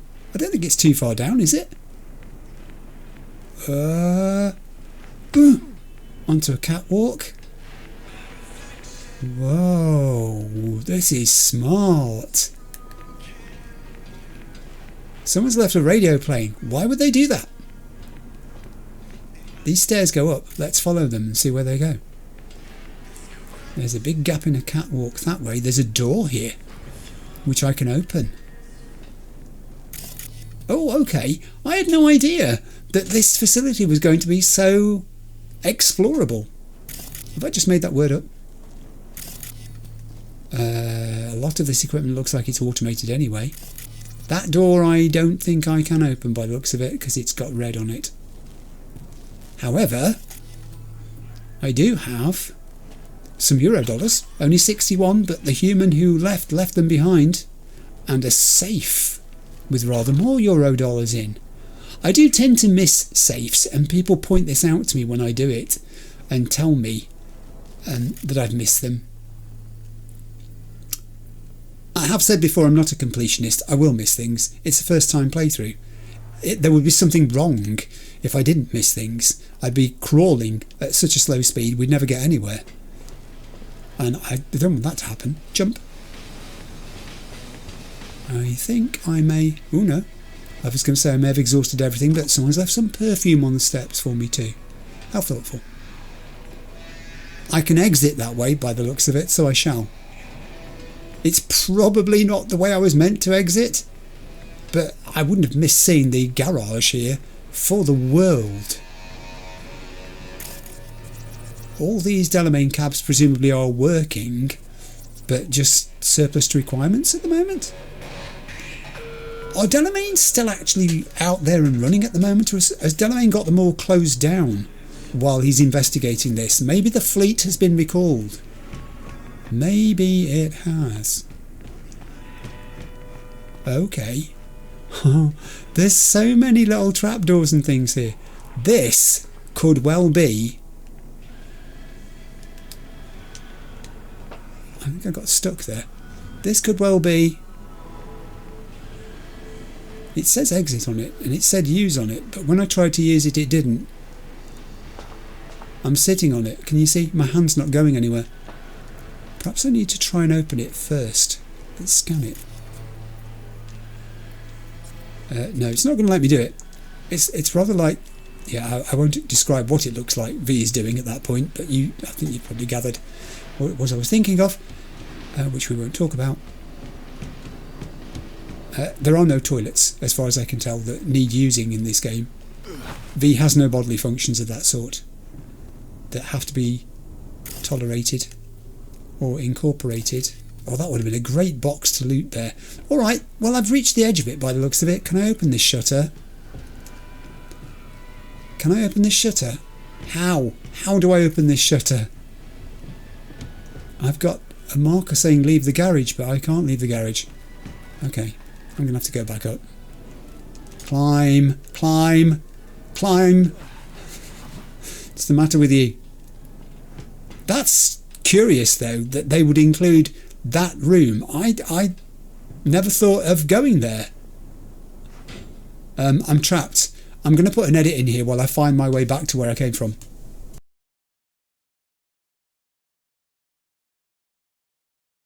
Hello, I've been trapped in the garage for a little while.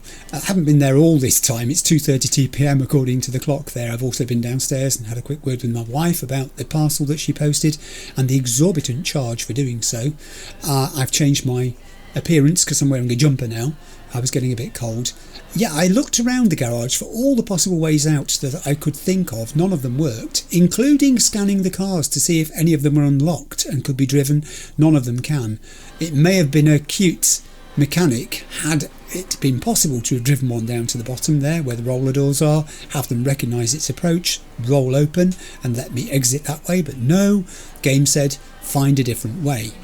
And the logic, I suppose, is if you've been allowed in here, there must be a way out, and I think I've found a way out. I haven't taken it yet, but I think I've found a way out. And it's to do with the pipes that I saw when I first came in. They were below me as I exited a hatch, and I think these are the pipes. So if I climb over the rail here, I notice there is this little catwalk which you can hop onto, and then there is a ledge that you can jump up to, and then in this very low ceilinged area bounded by many bars, if we go to the edge of it, there looking down are the pipes. So I've got to be careful I don't fall off. Let me see if I can do that. Yes, that was good. And now if I squat down, if I walk along a bit and squat down, I should be able to exit. The relief. I knew there had to be a way out, I just couldn't work out what it was.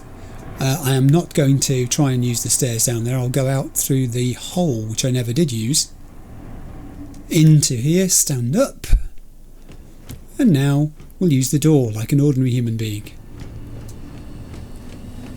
I think the facility is terrific. I love the spooky darkness of it, and you sort of can imagine it full of human beings, can't you? It would have been quite busy. How many people would have worked here? I would say probably 50 to 100 even, maybe, when it was at its most busiest, including the sort of offices as well as the other facilities there would have been. But yeah, little drone dude has been patiently waiting for me. You didn't come to rescue me though when I went into that garage area, did you? No. How about you people? Are you still here? Who do we recognise? These two. They're still here, and Delmain's gone for his lunch break. So you're not going to get any satisfaction for the next half hour, I would say. She should be scrolling her phone like this dude is over here. At least he's keeping himself busy. He's doom scrolling is what he's doing. Okay, we're out. Leave the garage. Yes, the job is done. And now I've changed to a slightly different tack. What does it say in journal now? Epistrophy. Re-establish connection between Delmain and his divergent forms. So they're all different.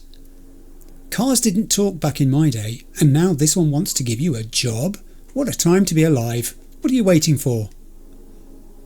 Yeah, Johnny. What am I waiting for? Okay, So my Mercmobile is looking poorly, I'd have to say. It's a little scratched. I don't know where the doors are. Did the doors actually fall off? It's very scratched. Yeah, I mean, you can see the difference between the matte and the gloss panelling there, the way the light's reflecting on it quite nicely. I'm going to get in. Right, let's go and do this. I'm check the map. Ooh. Hey, Judy, what's up? V, can you come over, stat? Judy? Something happened? Yeah. Just come. Oh, the game's automatically changed my destination to Judy's apartment. Oh, now, I like getting phone calls from Judy. That one I'm not so sure about. Was she... I mean, I've seen her like that before. That's upset Judy. That's not happy Judy. I'm going to make a slight alteration to the plan. We're going to have a deviation here, fellas. We're heading off to Judy's apartment. What is happening? I've got to concentrate on driving too. Has Evelyn's condition worsened? Has Evelyn woken up? Has she remembered more about what happened? Is that why Judy's upset? It could be. Do you know what? I think I want to get there. Yeah, I know. Normally Judy's phone calls are lovely and I can't wait for them, and it's great to have the update, but that sounded urgent and I have the car for urgent as I'm driving at 100 miles an hour. Where do I turn? Here, I think I turn here. Get out of the way, van. This is an emergency. The news is either good or not good, but then that's what I said about Evelyn's condition. I didn't see her staying the way she was. She was either going to improve or deteriorate. Maybe that's the problem. I don't know that I can help Judy. I don't know anything about it. I'm not skilled in this. If her condition's worsening, there's nothing I can do. I always wondered about whether Victor Vector might have been a help in this. He knows a lot about cyberware. Maybe he knows a lot also about the darker sides of brain dances and, just tech to do with enhancement of the human body in general. Oh god, this is circuitous. I'd forgotten. I think I've been to Judy's apartment, haven't I? But I don't remember this labyrinthine way of getting there. We're nearly there. Thank heaven. Delmain, what do you want? V, a vehicle of mine went dark near your position. Not now. Fine. Keep an eye out. I will. For unknown reasons, the coordinates came through corrupted, so I'm unable to determine the precise location. Alright, okay. So it's given me a new job. Maybe because I didn't follow the original one? I don't know. Get out. Get out of the car. Let's go see Judy. This is most important. Excuse me. I'm not even going to stop to talk to the NPCs today. I just want to get to see Judy. I mean, if she is awake, if she's remembered anything of what happened, Takamura is going to be the happiest guy in Night City. This is exactly what he wanted. Open door. Can I open the door? I can open the door. That's the wrong door. Oh God, I'm in such tears I'm opening the wrong door. This door I can't open. Cool. Hey Judy, it's me. You wanted me. Judy. In the bathroom. Judy? Oh, fuck. Oh. Bird offs herself to express her undying gratitude to you for saving her ass. Shut up. Stop talking. I was only gone an hour. Oh my God. No.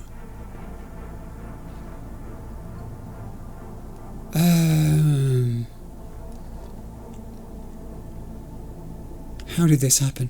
How'd this happen? I don't know. told you Evie was lying in bed like always when I went out. And I got back to... Fuck. If I'd just known, I'd have... Oh no. No. Not again. Checked her pulse? She's gone. Evelyn. Evelyn. Don't blame yourself. Won't solve anything. I should have sensed something. That it was off. Stop. Couldn't watch her 24/7. She made up her mind. Would have found a way. Always. Oh, Judy, I am so sorry. Yeah, and at least Johnny is shut up. What do we do? Evelyn, what? So she kind of did regain consciousness then. Enough to do this. Oh, God. Well, that's a mood killer, isn't it? What do we do? Gotta do something with her. Don't want any trouble. I'm calling the badges. Can you carry her to the bed? Yes, If Chris. that'll change anything. Johnny, I swear to God, if you don't shut up in a minute. Probably shouldn't move her or lift. No, we're going to move her. Because Judy asked me to. I'm just doing it.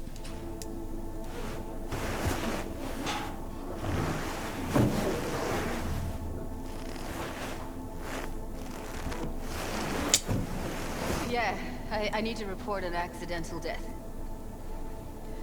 North side, Jackson Street. No. No imminent danger. Suicide. Tomorrow? No! Today! What part of dead don't you understand? No, she was not pronounced dead by trauma team. If she'd have had coverage, we wouldn't be talking. And fuck you. If you don't want to move your asses, why don't I come down to the precinct and trash it into bits? Now will you come and arrest me, you pussies? Fine, I don't give a fuck what you write me up for.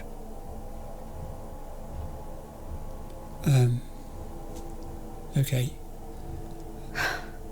They'll be here soon. I'll bring her in.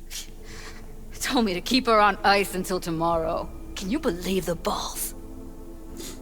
Yeah, I can believe it, actually. Evelyn. I am gutted. I am gutted. I'm sorry. I just...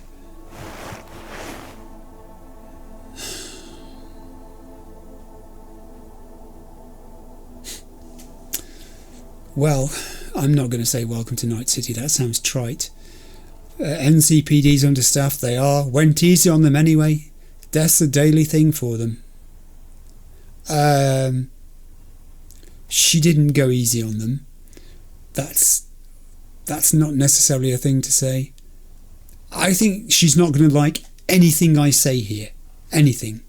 The top one is certainly true. Death is a daily thing for them. Let's go with that. You know, to you, she was your best friend, so it's a terrible tragedy. But they must get dozens of calls like this every day. Oops. Right thing to say, wrong thing to say. What are you? Their fucking PR rep? Wrong thing. No, just saying.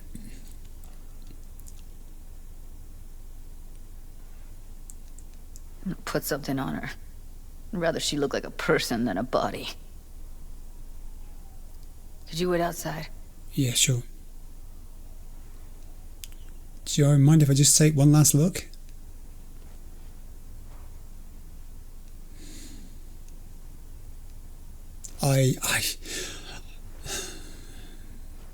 There are a few times the game renders me speechless. Yeah, okay. Please.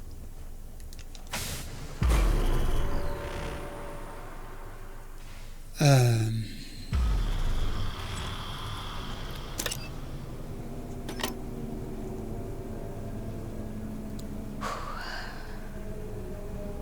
a cig. Didn't know you smoked. Quit. It's been years. But right now I need something besides air in my lungs. Please, V, just one. I have options. My mind is just going 15 to a dozen here. V, get it together. Okay. I'm gonna say you don't smoke, and this is not the time to start. So I'm going to say no. Sorry, no can do. Cheapskate. Whoops. Could get hooked again. Yeah. I don't want that on me. V, Yeah. just give me a fucking smoke. Now I've got the option to actually lie, because she didn't see that I'd got... It must be Evelyn's case of cigarettes, because it had the Clouds card inside. What's up with you? What's up with me? Sorry, fresh out. Shit, try, V. I know you're not. No, she did see it. How? Don't piss me off. Not now. Okay. Here. There was no way of not doing it, apparently. But it's reminded her of Evelyn seeing the case. That was her smoking. Yes, I figured that much. Do I say want it back, or do I say she smoked some strange brand? Let's go with the top one. She smoked some strange boutique brand. That's Evie. Whenever she pulled on a new face, it was down to the details. A lot of people know the real Evelyn, who she really was. No. Nobody.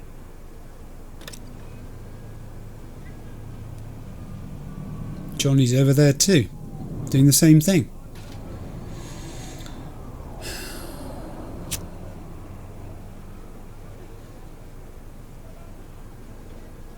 Fuck, Evie. I let her down. I thought if I gave her some space or time, she'd get back on her feet. I mean, that's a harsh thing to say. I can't believe she gave up. We don't know what she went through. I don't think they got to the bottom of it. I don't know what to say. He's probably right. Stay strong is the sort of thing a friend might say, the middle or the bottom one.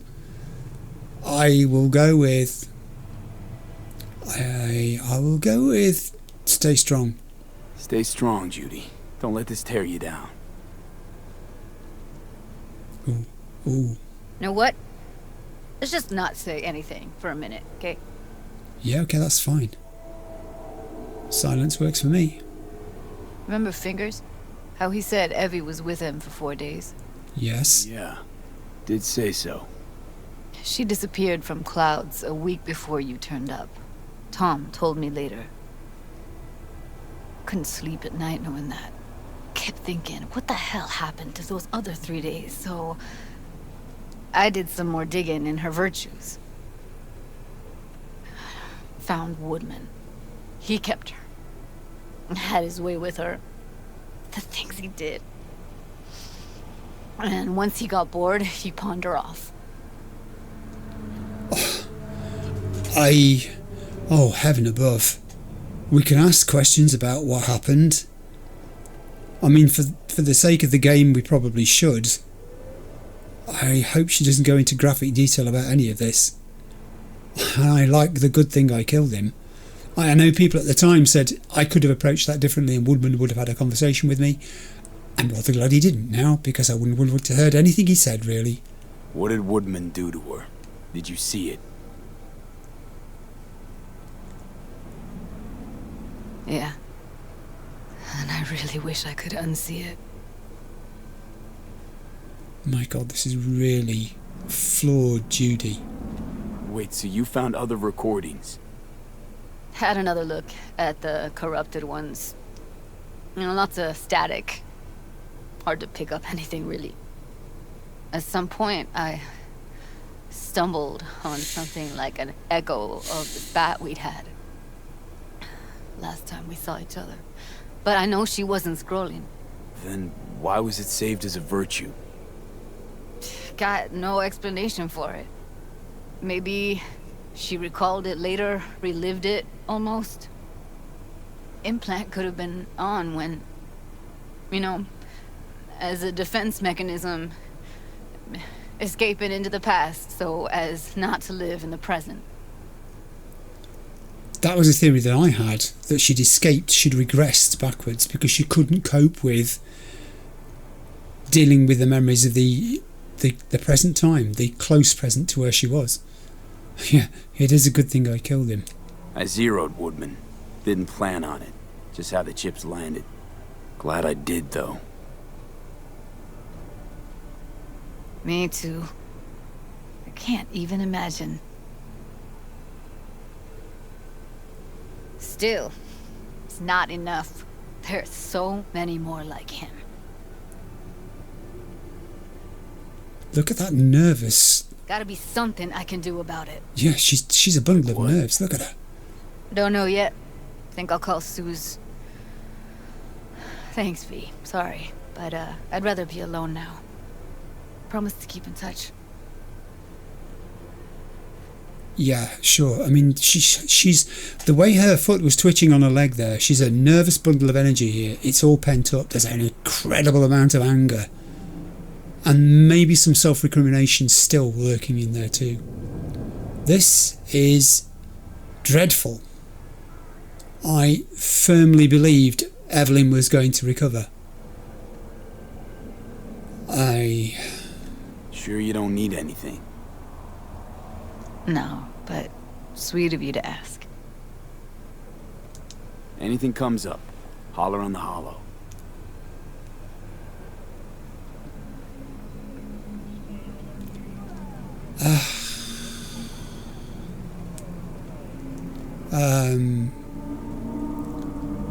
I need to think, because I'm in the middle of what was supposed to be a relaxing, chill episode helping Delmain now, as it turns out, to recover 7 of his cars, was it?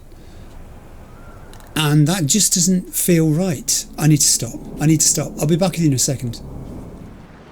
So I summoned Archie and got on, and I've ridden through the night down here to the Bay Area because I just wanted to be somewhere peaceful and secluded and quiet. And it is beautiful, isn't it? Night in Night City, down here by the water. And yet, just like the water doesn't stop moving, Night City doesn't stop moving either. It doesn't even slow down, and it doesn't care.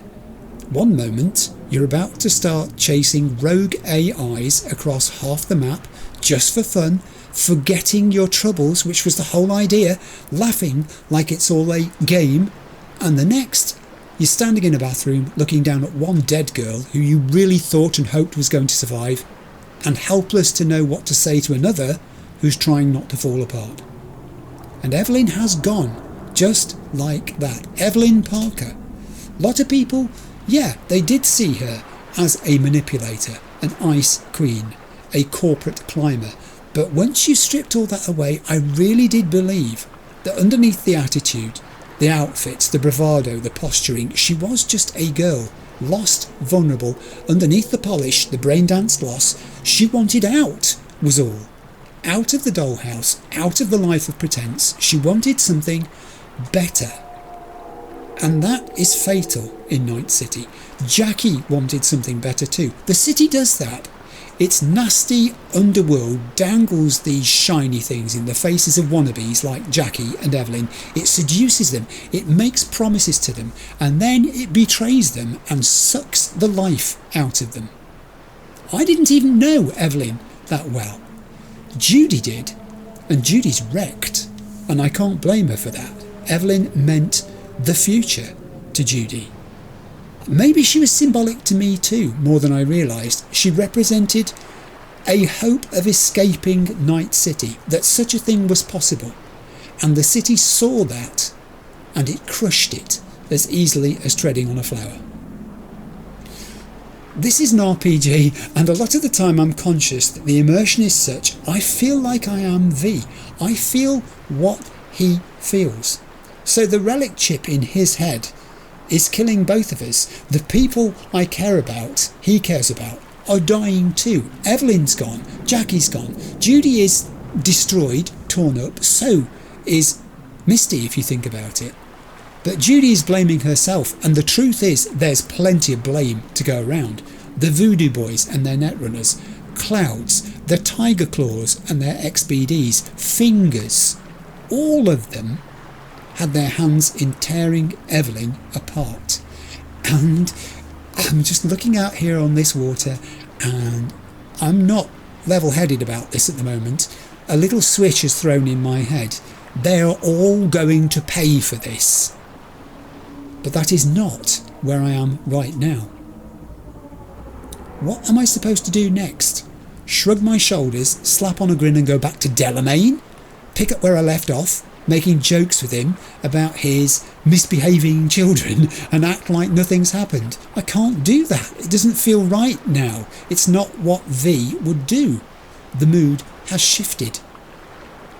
I think I need to breathe. I think I need to figure out what the heck I'm even doing anymore. Jackie, Evelyn, I couldn't do anything to stop it, and I can't bring them back. Night City wins again, and I literally don't know what to do about it. Okay, maybe I can salvage something positive from this disaster. I've been looking on the map, and there's a gig. It's a hostage type situation. Someone's in danger, needs rescue, or they might die. I couldn't save Jackie or Evelyn, but perhaps there's someone I can save. Maybe saving the life of a stranger is exactly what V needs to do right now. Feel like he can make a difference, to be that force for good that I spoke about recently, to say to Night City, not this time. You don't get to decide this one. Let's see what happens. Here is the thing about role-playing games. They require, at their best, that you surrender a little bit of yourself to them. And it's rather like the suspension of disbelief thing in movies. You need to lose that quality of disbelief and take on part of the persona of the person whose role you're playing whilst you're playing the game. It's fiction, obviously, it's pretense, it's make-believe, but heck is it fun when a game can encourage you to do that. And when you actually do have feelings because of what's happened in the game, it can have a stultifying effect. It can make you feel down, and it can elate you too. It can give you those emotions. And I'd have to say, I am feeling slightly differently now than I did when I started this game. We've reached our destination too. I don't know. Will this game crush me? Regina, hello. So listen, Maelstrom's got this Ripper doc. Thing is, they're keeping her against her will, forcing her to work. Could you go grab her from those psychos? Her brother would be grateful. Deeds attached. Of course I could, Regina. Blood looks out for blood. Bertie's a leadhead who was gonk enough to join up with Maelstrom. Realised pretty quick the Psycho Gang operates by simple rules. You stay, you die, or you pay. In comes his sister Lucy, who chose option number 3. Instead of hard scratch, she bought out her bro's freedom with her expertise and services. She put 3 months of cyberware repair on the table. Problem is, 5 months have already come and gone. Now in comes you. This gig's on Bertie's dime. Guess he had a few extra eddies stuffed in his mattress. And there's Lucy. Okay, Lucy. Heaven help whoever's got you in there. That's all I can say. That is all I'm going to say. Let's get across the road. I like the arm above. That's interesting. NCPD are outside here. We better not start anything that goes outdoors. It is Maelstrom, as predicted by the text we had. Another one there? Yes, 2. I've managed to pick up 2. Let's ping. Well, we have at least another one. maybe more. There's another one over here too. I don't think I'm going to be able to tag you through the... No. Through the wall. This police officer is literally patrolling up and down outside their premises. That isn't good. I'd like to have control of a camera. There has to be, surely, cameras in this establishment. Yes, there is. I can see... There's a television. There's a camera. Got it. Camera control is on. I'll just back up a little ways. And let's see who we've got inside the building. Wow, look at all this cyberware. They seem to specialise in arms by the looks of it. They have a lot of arms on display. Hello. You are Michaela Johnson. Well, Michaela, this may well be your last day on Earth. Just thought I'd put that out there, as they say. You could do with finding some of your friends. I saw at least 3. I've tagged 2. Aha, there's one. Hiding in the shadows. Who are you when you're about? Ian Danson? You're going to wish you'd taken a job somewhere else. Is that someone in there as well? Yes, it is. Just a goon, it says. Up to something or other. So, here's the thing. I can't go in the front door. Not with him there and someone inside here who might be in his line of sight and therefore see anything that happens to him. I could try to distract him outside. If I do, I'm likely to get caught by NCPD, who are still, as you can see, standing on the street corner. I mean, I do admire the structure of this building. It's modern and yet it's not. It's one of those buildings where the inside is incredibly incongruous compared to the exterior appearance of it. That's a rather nice vehicle. It's a, I suspect, Maelstrom car. And I may need to steal it at some point. I don't know.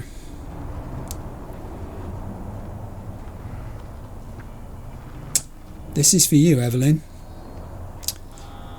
This one's for you. I have a feeling there must be another way in. The door's locked. It's not locked because I've got tech ability. I can open it. Access panel? I believe so. No cameras in here, perhaps. Let's just duck down in cases. Yeah, hostile area. I gathered that, but thanks for the warning. Crate? Only tier 1. I'll take it. Nevertheless, I'll take it. I could... Can I open those doors too? Should I? Maybe. Let's do this access panel if that's what it is. It is. Connect. Are we going to have a code? We have a code. I'll have a quick look at it. I'll be back with you in a second. Alright, I think I have this. I'm not entirely sure. Let me give it a go and see what happens. Let's go. Let's go. 55 has to be followed by 1C. Has to be followed by... I've got to go up there and then across and down, I think. Have I got this right? Have I got this wrong? I've gone wrong. Gone wrong. Okay, it happens sometimes. And I'm not overly surprised because at the moment the balance of my mind is disturbed. It is. Alright. It's okay.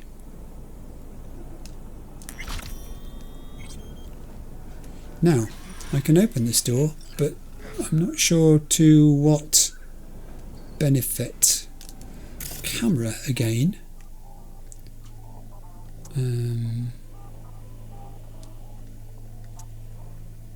Take control.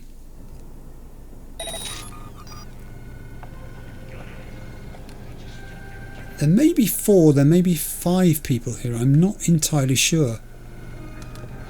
They are... they're kind of... They are and they're not within sight of each other. It's a shame this person has their face towards me instead of their back. In fact, this one has too. So that's a hiding to nothing going around that corner. Those two have turned away and are close enough together possibly to be... maybe... Whoa, hang on, where are you going? There's a fifth person. There's a fifth person here. Cover. Take cover. Get down. Those two may have been close enough together at that point to have been contaged, but with three more rolling around the place. Ooh, they're coming this way. That wasn't me. That was not me. That person's facing away from me. Attack mode begins. Who are you, by the way? You're just a fanatic. Well, you're a fanatic no more. And we're down. Right, I'm going to just pop across this gap quickly before I'm seen by anybody else. Right, I'm not going to be able to get behind that person. That's for sure. That's absolutely for sure. That one's gone outside. Okay, there are four of them. I believe I'm going to risk using the camera, which I'll now take control of, thank you, to start an attack. So I can see, in terms of being able to attack, I can see quite a few of them. I could contage three of them, which may well kill them. I could overheat, rather, three of them, which may well kill, put them out of action. I told you the balance of my mind was disturbed today. I will... It's time to go down. Let's go. You're on overheat. And if I can get an angle to see the next person, yes I can. You're also on overheat. And if I can get an angle to see one of the guys coming in the front door, not quite. I don't have an angle for those two. Going to be located very soon. Can I see that one now? It's tight, but yes I can. Contagion. Quickly, quickly. Catch the other one too. Good, good, good. Very good. However, I'm going to have to drop out of this because I'm about to be spotted. And I don't want to be. Is it really? Come and get me then. Weapon. Remember, you're here to find Lucy. I have no signs of Lucy at the moment. Really? I would seriously not walk around that corner if I were you. I mean it. Not moving. Not sleeping either. Don't do it. I did tell you, but you wouldn't listen. I have little sympathy for you. I have little sympathy for anybody right at this moment. I would have to say my sympathy meter is empty. I do have to be careful. Let's see that pretty face. I do have to be careful. I think another one's about to do the same thing, looking at the vision cone there. That I don't attract the attention of NCPD. I'm gone. Body identified. Enemies have been alerted. Now that could be an old one, because he saw this body, or it could be a new one, meaning that somehow someone else has passed on information, or maybe the camera has alerted someone. I've got a conversation to read. Personnel access token, not personal? I think it means personal. But I have a conversation to read, so let's read it. This is a conversation between Mikali and Nikolai Jordal. Mikali. She's operating now. Nikolai. He pulled through? Mikali. No idea. But that Lucy's a miracle worker, I'm telling you. She chipped Bill that small intestine or something. Now he breaks out into song every time he takes a... Nikolai. I'm not asking about hands. I'm asking about the deal. Did you get the gear? Mikali. Part of it. Had to leave some of it. Nikolai. round up some more and go back for the rest. Only this time, no. I love it. I love dissent between enemies of mine because it weakens them. And that is a good thing.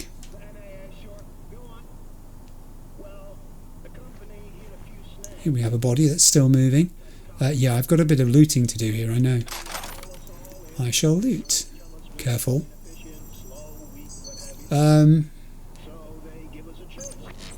Let's put that into friendly mode. I don't want it sending any messages anywhere. You just don't know how these things work, do you? I'll have that, and you will give me another archive conversation, apparently, which I'll read, between Britt Danson and David Colvig. Britt: no, really, it's okay. It just scraped me. David: that's so. Heard someone almost bit the dust. Britt: that would be Hans. He got hit bad. Could see his intestines. Can't get the smell out of my head. David: scav psychos. Britt: yeah. Okay, Hans. Wasn't asking about Hans. Thanks for the information. I know, I'm so sorry. It's not, this isn't normal me. I don't know. I don't know what's happened today. Or maybe I do know what's happened today. I think we all know what happened today.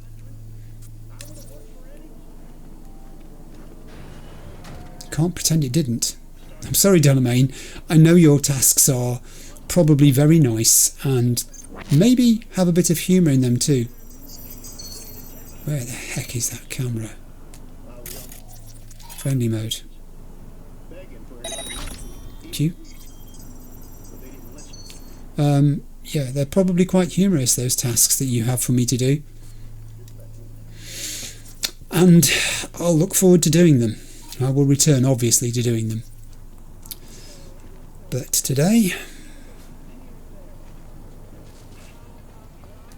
still got to find Lucy.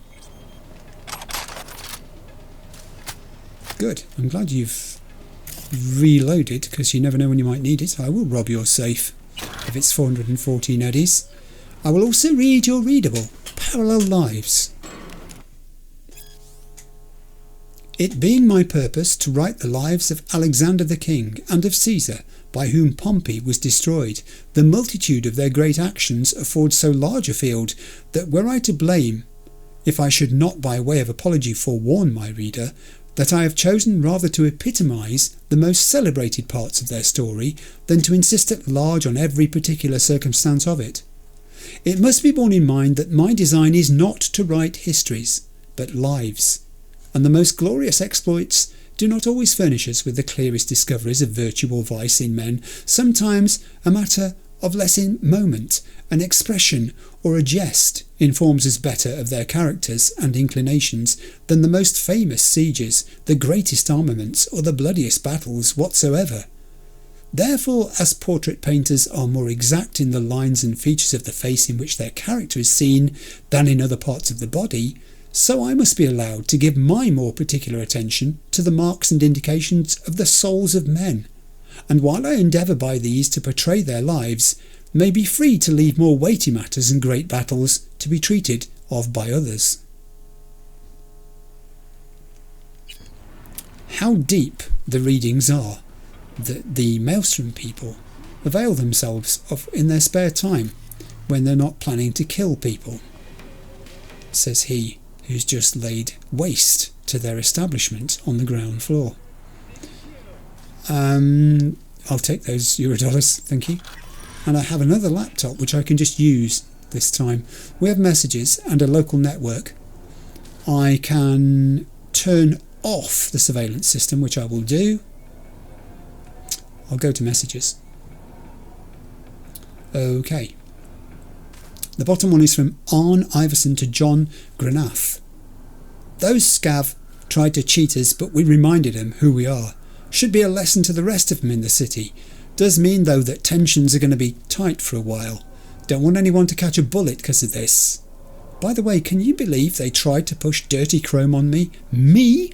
Christ, like selling sand to a nomad. And then we have please from Bertie Thackeray to Arn Iverson. Hey Arn, please, I beg you, let my sister go. We agreed Lucy would work for you for 3 months, but that time's come and gone. This isn't fair. You broke the deal. Still, I'd be willing to add a little sweetener for you to let her go now. Please, Arn, she's my sister. And on to Bertie. Bertie, how nice to hear from you. Here, I thought you forgot about us. Funny you should mention the deal, because I think it's you who broke it. We strap you chrome, we support our Maelstrom brothers and sisters, and you stay on with us. To drop your pathetic waste of an existence, add meaning to your worthless life, but you rejected us like a shoddy implant. We have feelings too, Bertie. You broke our hearts. As for little sis, she likes it here with us. In fact, care about what she wants so much, I texted her to make sure. Here's what she's had to say. Hey bro, life's real good here. I'd rather stay with your Nova-ass chooms than run away with some coward like you. Bye. Her words, not mine. My hands are tied, man. It's her decision. Dude, you get it. I can't just kick her out, do her dirty like that. So, anyways, bye. Yeah, I mean, clearly that is not the case. I'll close that laptop because I find it offensive. I have got to find Lucy.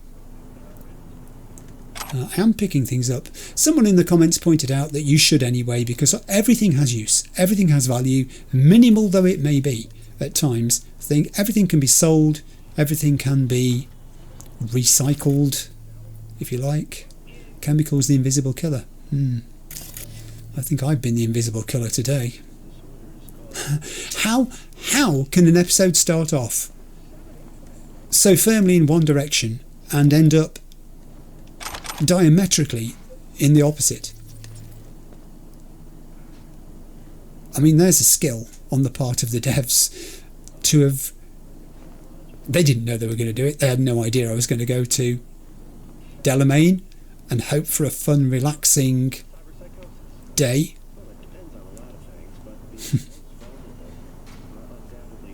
I need to find Lucy.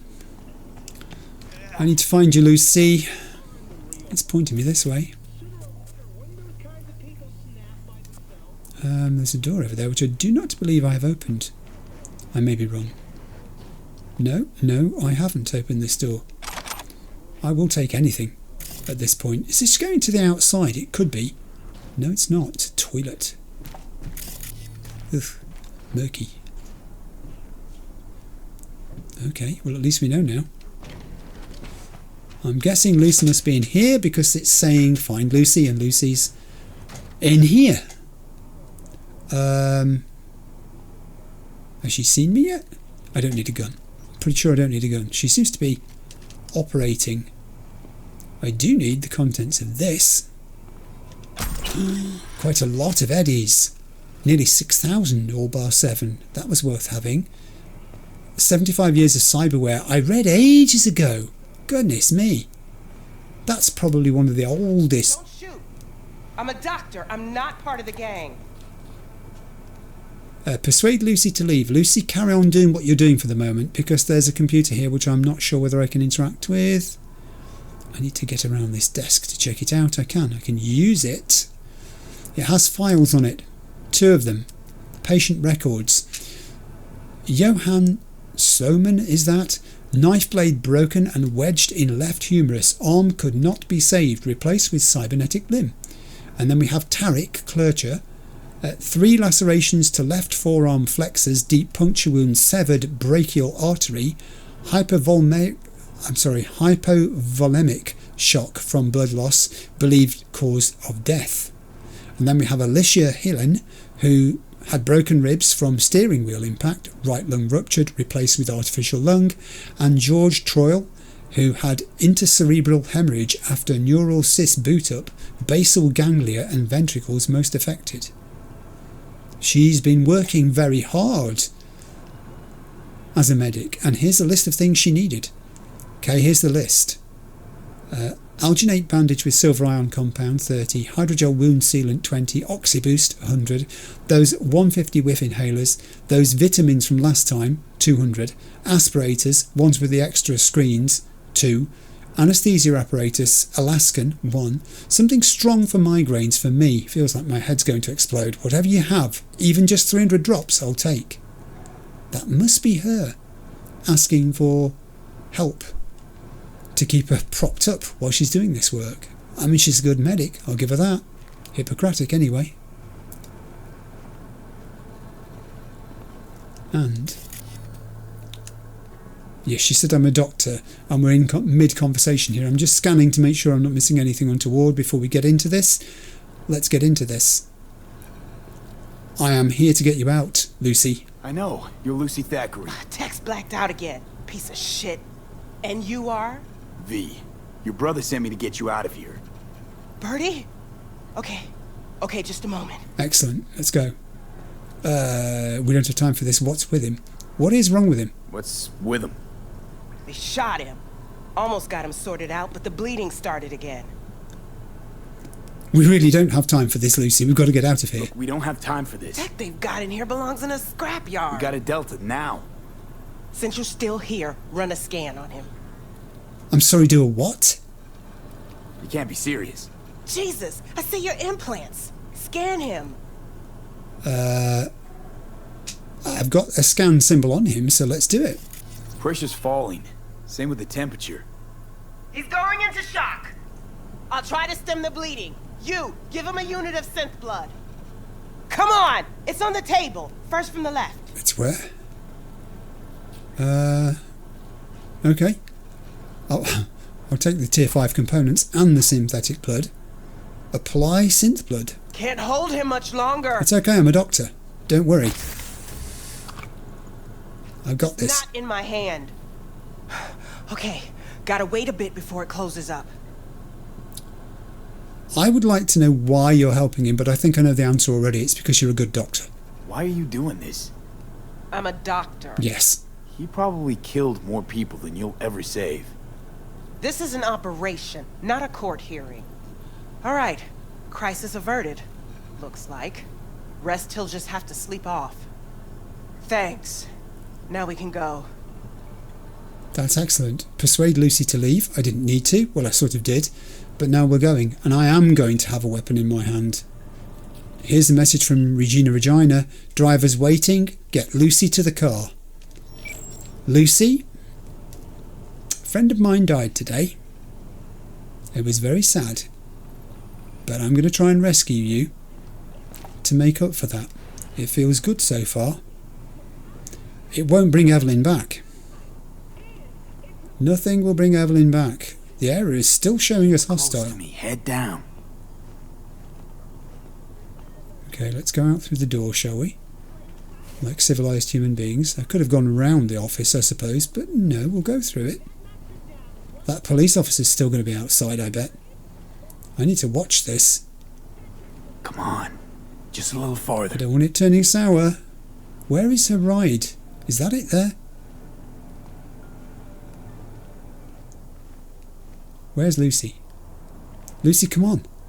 Come on. You ride, get in. That's it there. Where's she going? It's down the road. Follow her quick. I will cover you while you do this. Get in, Lucy.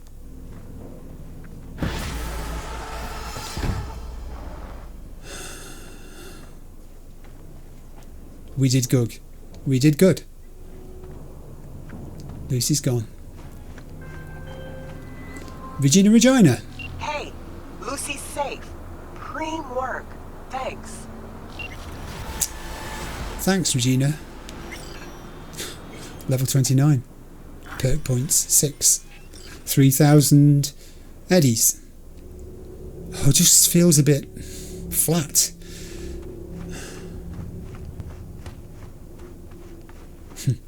This place. Right.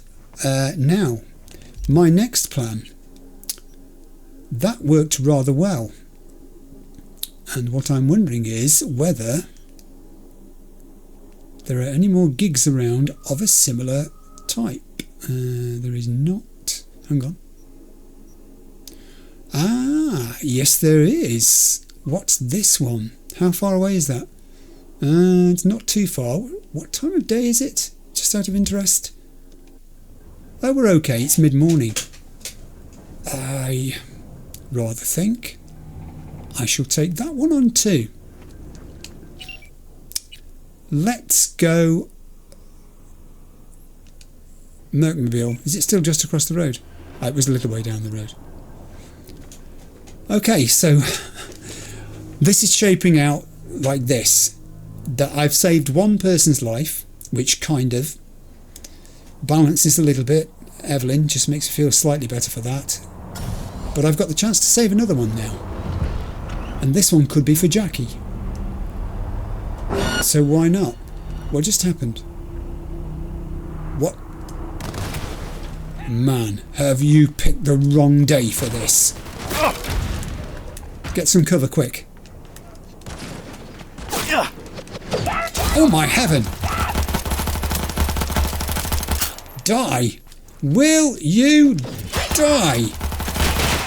Good heavens above, that was hard. I'm being double teamed here, which I do not like. Okay, this is turning out to be bad. Grenade. That's one down, two down. And guns it was. Wow. I wasn't expecting that. And it... I don't think so. You don't get to live after doing that. Okay, and we have a readable called Operation Scalpel. Oh, they've picked up on what I've just done. Today we lost Lucy, metaphorically, and many of our brothers and sisters, literally. The responsible is a certain V, known merc with a heart of stone. One will rip out so he can feel the same pain he caused us. Whoever delivers said organ gets a year's supply of immunoblockers. Oh dear, I've made enemies. And I don't care. You got anything for me at all? No, of course you haven't. Yes, that's kind of fitting that you should be torn apart, because I was feeling a bit like that not long ago. Oh, my mood has changed. Have you noticed this? I feel weird.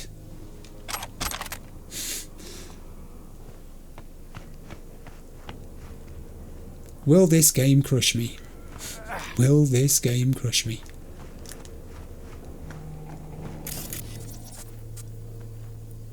Well, I'm certainly in Maelstrom's bad books now.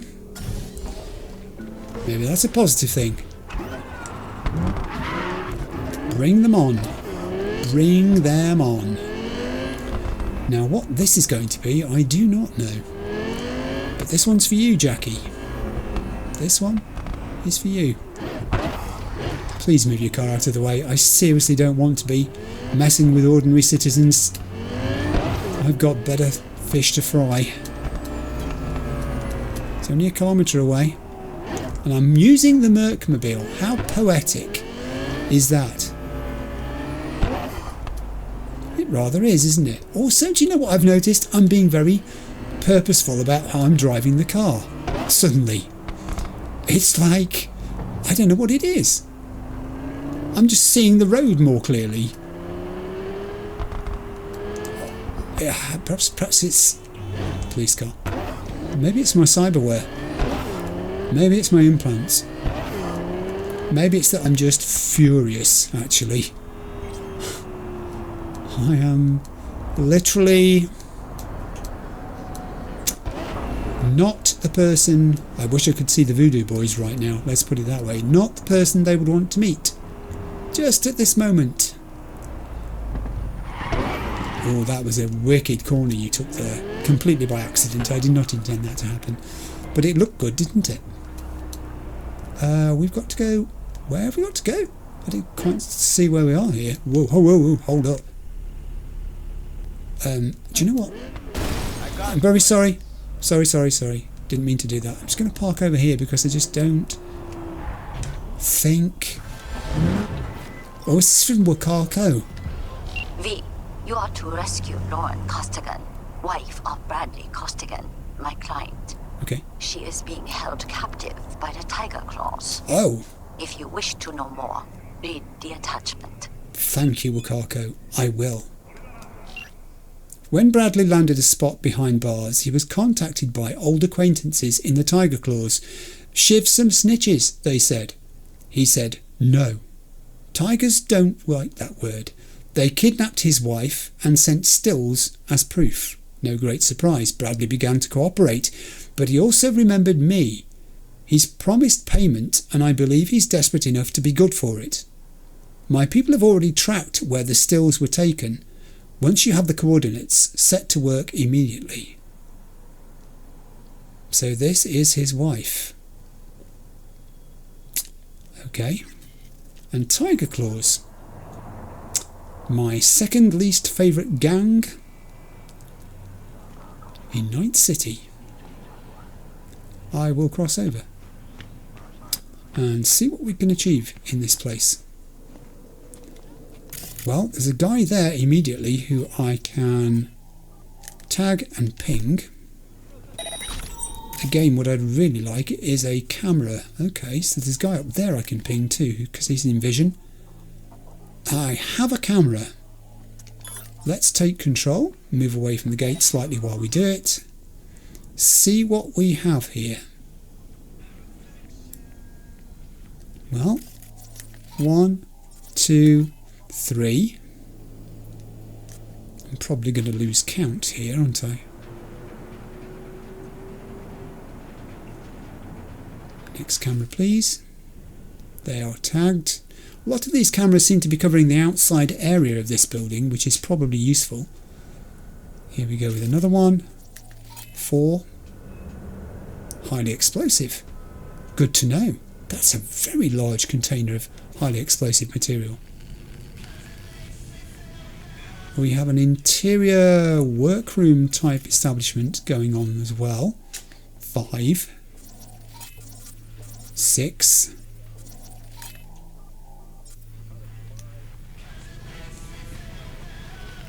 Any more for any more? Whoa! That was a good place to hide. I nearly missed you. That would have been terrible, wouldn't it? 7. Guy doing welding. I may not have seen all of them, however. Nonetheless, let's commence an attack. Right, contage you two. You're right by the gate, so you can have an overheat. And we've started. They can trace my location if they like. I'm outside. I'm not in the greatest of cover, but it's not too bad either. Have you not died? Yes, you've not died. You know what I mean by died. I just use the word. I use the word, okay? Today I'm not splitting hairs. I'm not in the mood for splitting hairs, unless they belong to Tiger Claws, in which case I'll split quite a few of them, along with other parts of their bodies.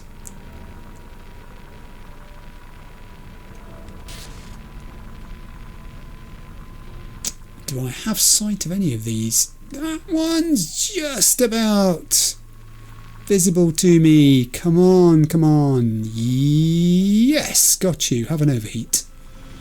This one, not so much, I think. He's kind of... may even be in a different room. Oh, now it's very kind of him to come out, wasn't it? That was the biggest mistake of your life. Ooh, hold on. And this one, who I think is the guy who may have been welding.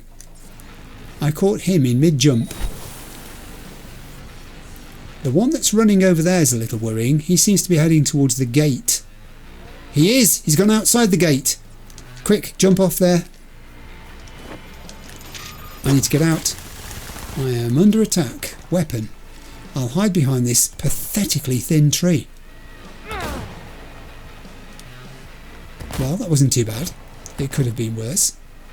You're going to come through this gate. I wouldn't recommend it. Oh, I need to do nothing. NCPD have intervened. Back up and let them do it. Officer, please continue. I'm going to cross the road even. I don't want to be part of this if necessary. Oh, they've done their bit and now they're moving away. I don't have time for this. Come on. Okay, they've gone back into monitoring mode because I was so far away they lost contact with me, which is good. If I could see one of the cameras again,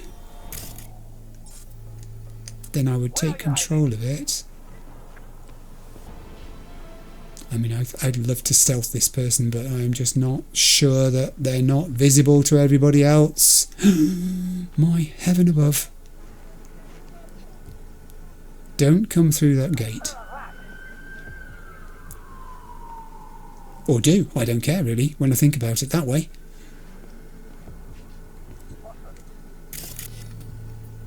They've turned away. Where's everyone else? They're going that way. Okay. Where are you hiding? I'm behind you. Famous last words. Down you go. I would shoot you, but it would make a sound and that might attract the attention of other people. Camera. I'll take control on the basis that I might now still be able to see one or two more walking around. Wow. The entrance is a ghost town of bodies. There you are. Hi. Feeling a bit warm, Mr. Tiger Claw? Yes, you are, aren't you? Yes, you are. Still, at least you won't catch a cold. And I didn't need to explode that thing, which is also good.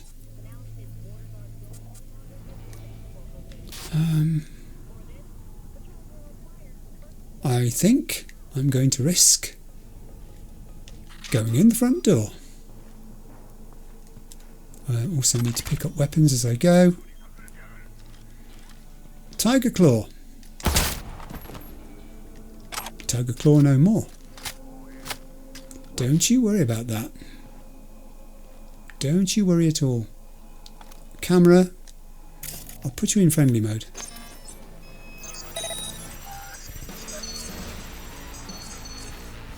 Alright, music's changed to combat, which is kind of indicative that I'm going to be in trouble here shortly. I shall meantime do a quick loop of the area. I really don't feel like this today. Show yourself. Find another camera which I'll put in friendly mode. Good. I'll have the ammunition, thank you. Both varieties, gratefully accepted. There are doors. I don't feel like entering the building yet. Thank you very much for leaving me your weapon. I mean, you could have left me more interesting things or more valuable things, but I'll take the weapon, thanks. Okay. I can see someone up there. Or is it just the camera that's showing up there with its vision cone? I think it might be. I think that might be what it is. I could technically go up there. Let's give it a go. No, I can't reach it. Maybe I could if I jumped on top of there first, and then tried to go on top of there, and then tried to clamber up there. Come on. Get up there. Can't. Have. Ooh, interesting point of view here. I can see inside the building, which is useful. I mean, even in my state today, I have to say, I'm in awe of the way that the devs... I mean, look at this box here, which contains Tier 4 components. 6 of them. It's on the roof. And there are not many reasons for coming to the roof, as far as I can tell. An antenna. Ooh, they've got some juicy resources down there. Yeah, I think I should go and clear the gate next. Let's do that. Oof. Totally missed where I was jumping for there. Never mind. I'll take your weapon, thank you.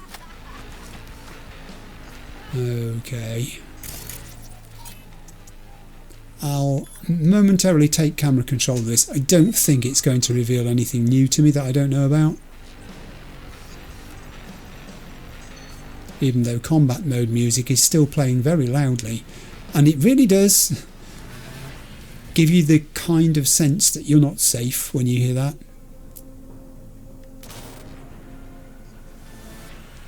Okay, I'm going to risk this. Let's do it. Give me everything you have. Give me your weapons, which you've very kindly dropped. Give me everything you have. These look like they've expired because they've been left so long. No, that one's still moving. Not moving anymore. Tiger claws. Have I mentioned how much I don't like them? You and your XBD Studios. You have a big part in what happened to Evelyn. This one is for Jackie, but I'm seriously not choosing. Let's turn that one to friendly mode before we pop in here. Got to be a bit careful because there's probably many cameras around beyond those which I have spotted so far. Custom order. Yotaro Shobo. Hey, you ever make any that look like blades? Not sharp or anything, but want one shaped like a katana. Sent you a still and katana still for ref of what I want, comboed. File unavailable. Thank the Lord that the file is unavailable. Even if I hadn't got nudity turned on, I would not want to see that picture. But thankfully I do have nudity turned off. And my eyes were saved from that. Who knew there was a downstairs to this place? Who knew there was a downstairs to this place? Maybe that's why the combat music's still working. Alright, I will take all this ammunition. I will turn the radio off because it's just contributing to the noise, which is, well, off-putting. I mean, that was a mercy killing because he got his head stuck in a door and he didn't really want to have his head stuck in a door. I need to scan this room just to see what it has to offer. I need to remember there is a downstairs to this place. Let's all remember that. Whilst I take the Chajin, I have some dollars. I have a laptop. Oh, Kendachi New Spring Catalogue. Oh, okay. Kendachi New Spring Catalogue. I'm not sure whether I've read a similar thing from them. I think it was before, but it may not have been this one. Kendachi Adachi, Kenshiri, I beg its pardon, Adachi armaments. That's where the word comes from. Kendachi, Kenshiri Adachi is contraction. Our mission. At Kendachi we are creators. We care about our customers' satisfaction and their budget. By choosing our products, you can be confident no Eurodollar invested goes to waste. Kendachi. The choice is obvious. Our products. Kendachi M55 Power Sword. For our blade buffs, our iconic power sword is back and better than ever. Dice your foes into tiny pieces without breaking a sweat using our latest micro-serrated crystal blade technology. With highest quality materials crafted into a lethal yet elegant design, the power sword will look as good on your mantle as it does in your hand. Kendachi Mono 2 Classic. You can't improve upon perfection. This time-honoured twin blade has been in continuous production since 2019. Lit by a custom colour, handled embedded laser, the Mono 2 has never gone out of style. Block every blow and slice through any defence. We wouldn't keep making them if people weren't buying them. Order yours today. Kendachi Monowire. A weapon as discreet as it is deadly. Made for those who desire power but have no urge to flaunt it, this molecule-thin blade is manufactured by our team of expert engineers in our state-of-the-art orbital facility. The monowire can bear loads of up to 3,000 pounds and slices through armour weaves like butter-flavoured scop spread. Rumour is many officials at the Zurich Convention wanted this weapon banned and off the market. Now if that's not high praise, we don't know what is. I have actually read that one before, I realised, and I got into the first paragraph I had. But never mind. And we have a laptop which I can use. Now I don't think I can do anything about the reflections on this laptop. No, I don't even know where they're coming from. Can't see the overhead light. So let's go in again. Local network. I can turn off the surveillance system. I can do remote takeover. Well, the 4 external cameras I don't think are going to show me anything new. That is the issue. I believe now the danger and possibly Lauren are located below ground. Wow.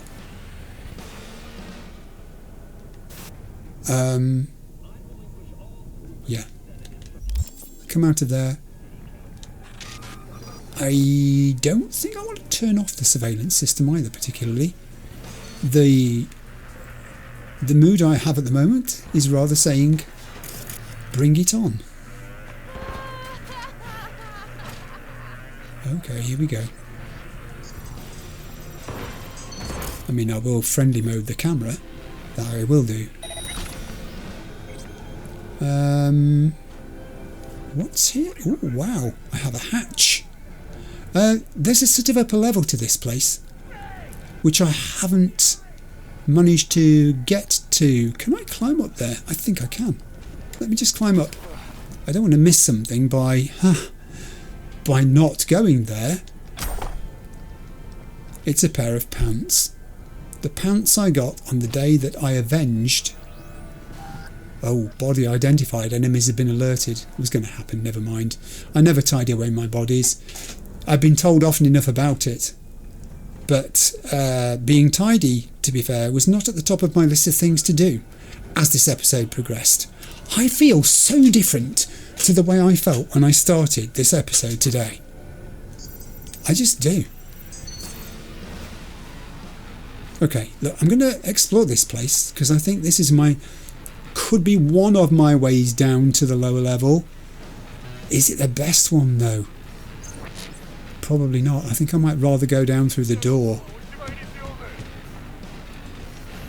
Going down the other way, I was about to say you could drop into something and not realise it was there, and then this guy suddenly appears the other side of the door and starts spraying me with bullets. That was not friendly. You see what happens? You lost your head, didn't you? Let's be honest. I'm being shot at.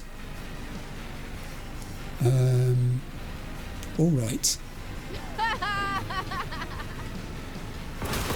Let's scan. There you are. I'm going to overheat you. That's going to make you busy. Are you down? I think you might be. I've just found another crate of rather good components. Lots of tier 4 stuff coming my way today, which is really nice of them. Very thoughtful. Side door access token. Oh, lovely. Can I kind of stay on this upper level?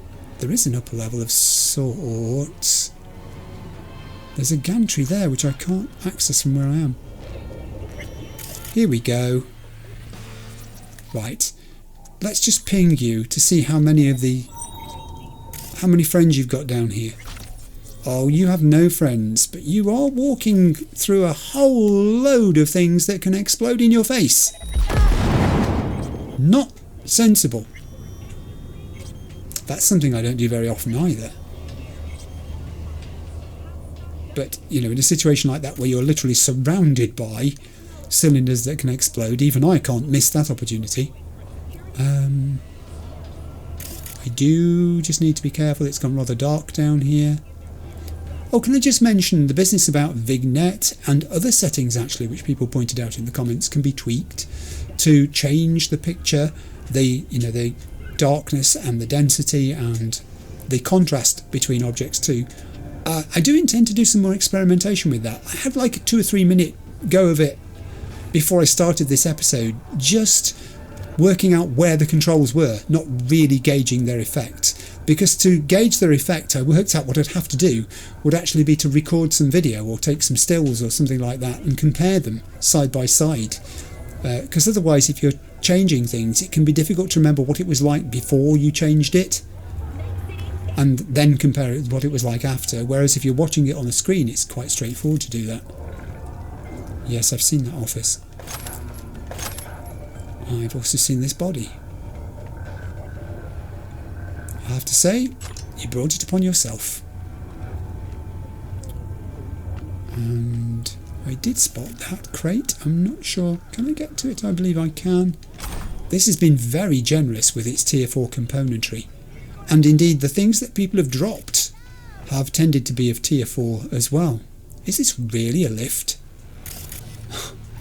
Oh, that would have been good if I could have used that. However, it seems I cannot. You can go in here though. Well, you can thank me later. I'll take your shiguri where I'm waiting. I still have not found, although I do have a line to follow, I'm aware of this, the whereabouts of Lauren. Access granted, because I've got an access token. I found Lauren. I found Lauren. Back in a second, Lauren. That's the other end of the same room, I think, where Lauren is. I just want to make sure I've not missed anything profound before I go in there. I'd rather think I have not. Hang on, I have missed a couple of resources over here. One of which is a katana. Unsurprisingly, given where we are. And some tier 4 components, and now I'm heading in here. And I'm going to open the door and rescue Lauren, and then we're there.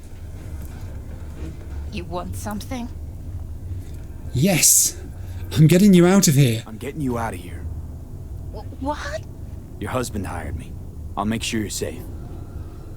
Stupid, fucking worthless piece of shit! Steady, Lauren, steady.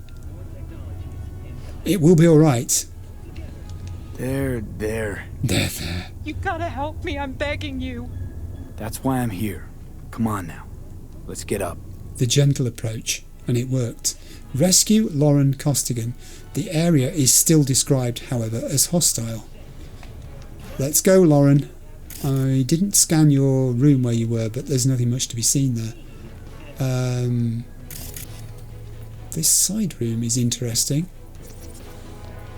I have another door here, which I can open. Down. Stay down, Lauren, but I think we're going to be okay. We're going up these stairs. Oh, the requested transport is in position. Thanks, Wakako. We're on our way to you. Lauren, follow me. Lauren, follow me. Heavens above. I'm trying to rescue the girl.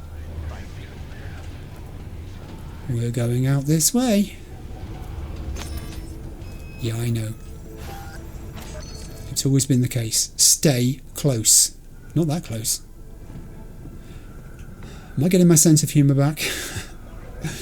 It's been under pressure, this episode. I have a van. Why? What's the significance of the van? Nothing particularly. We're on our way out here, Lauren. We're going through the main door.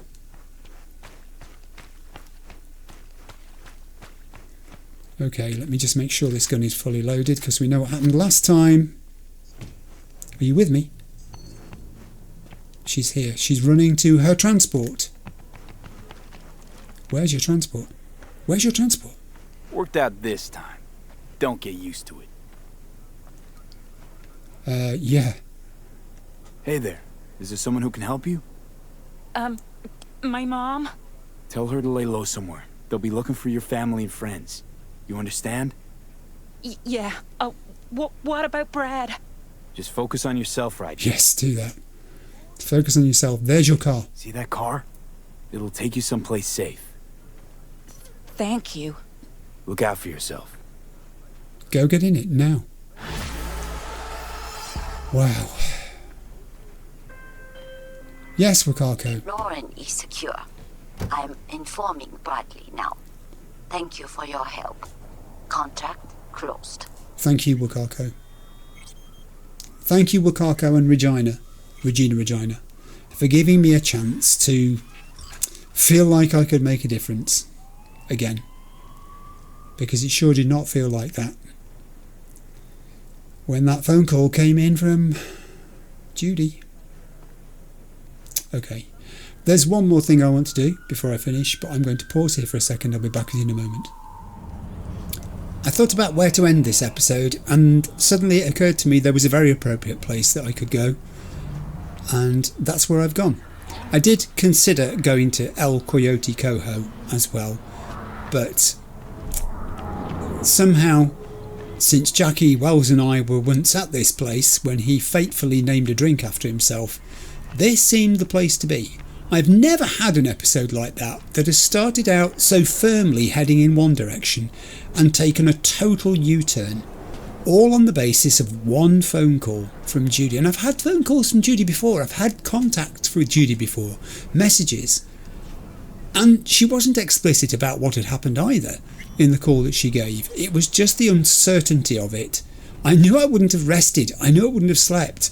I would literally have been thinking about that all day. So we'll see. It just seemed right to come here. Hi Emmerich, you alright? Man, a few words. Here's the person I want to see. Here's the person I want to see. Get you anything? Yes, Claire. You really, really can. Could definitely go for a drink. Tough day? Not like any other. Pretty tough. So, what'll it be? Well, it's going to be a Jackie Wells. In fact, I might have two. One for Jackie and one for Evelyn. So I'm going to do that, and I'll be back with you in a second. So I've changed the slide, as you can see, for the outro to one that features Judy. I was going to put one of Evelyn in, but that's rather too quick at the moment. I'm still stinging from what's happened. That might be something that we'll see in episode 28, or whichever episode returns to the Judy questline, because I haven't decided that either. Frankly, I thought I'd got some sort of element of control in place in my mind about choosing directions for, when do I return to this? When do I want to do that? I thought today's episode was all going to be about Delmain, and then the game said no. And it made that phone call happen from Judy, and that just turned it completely on its head.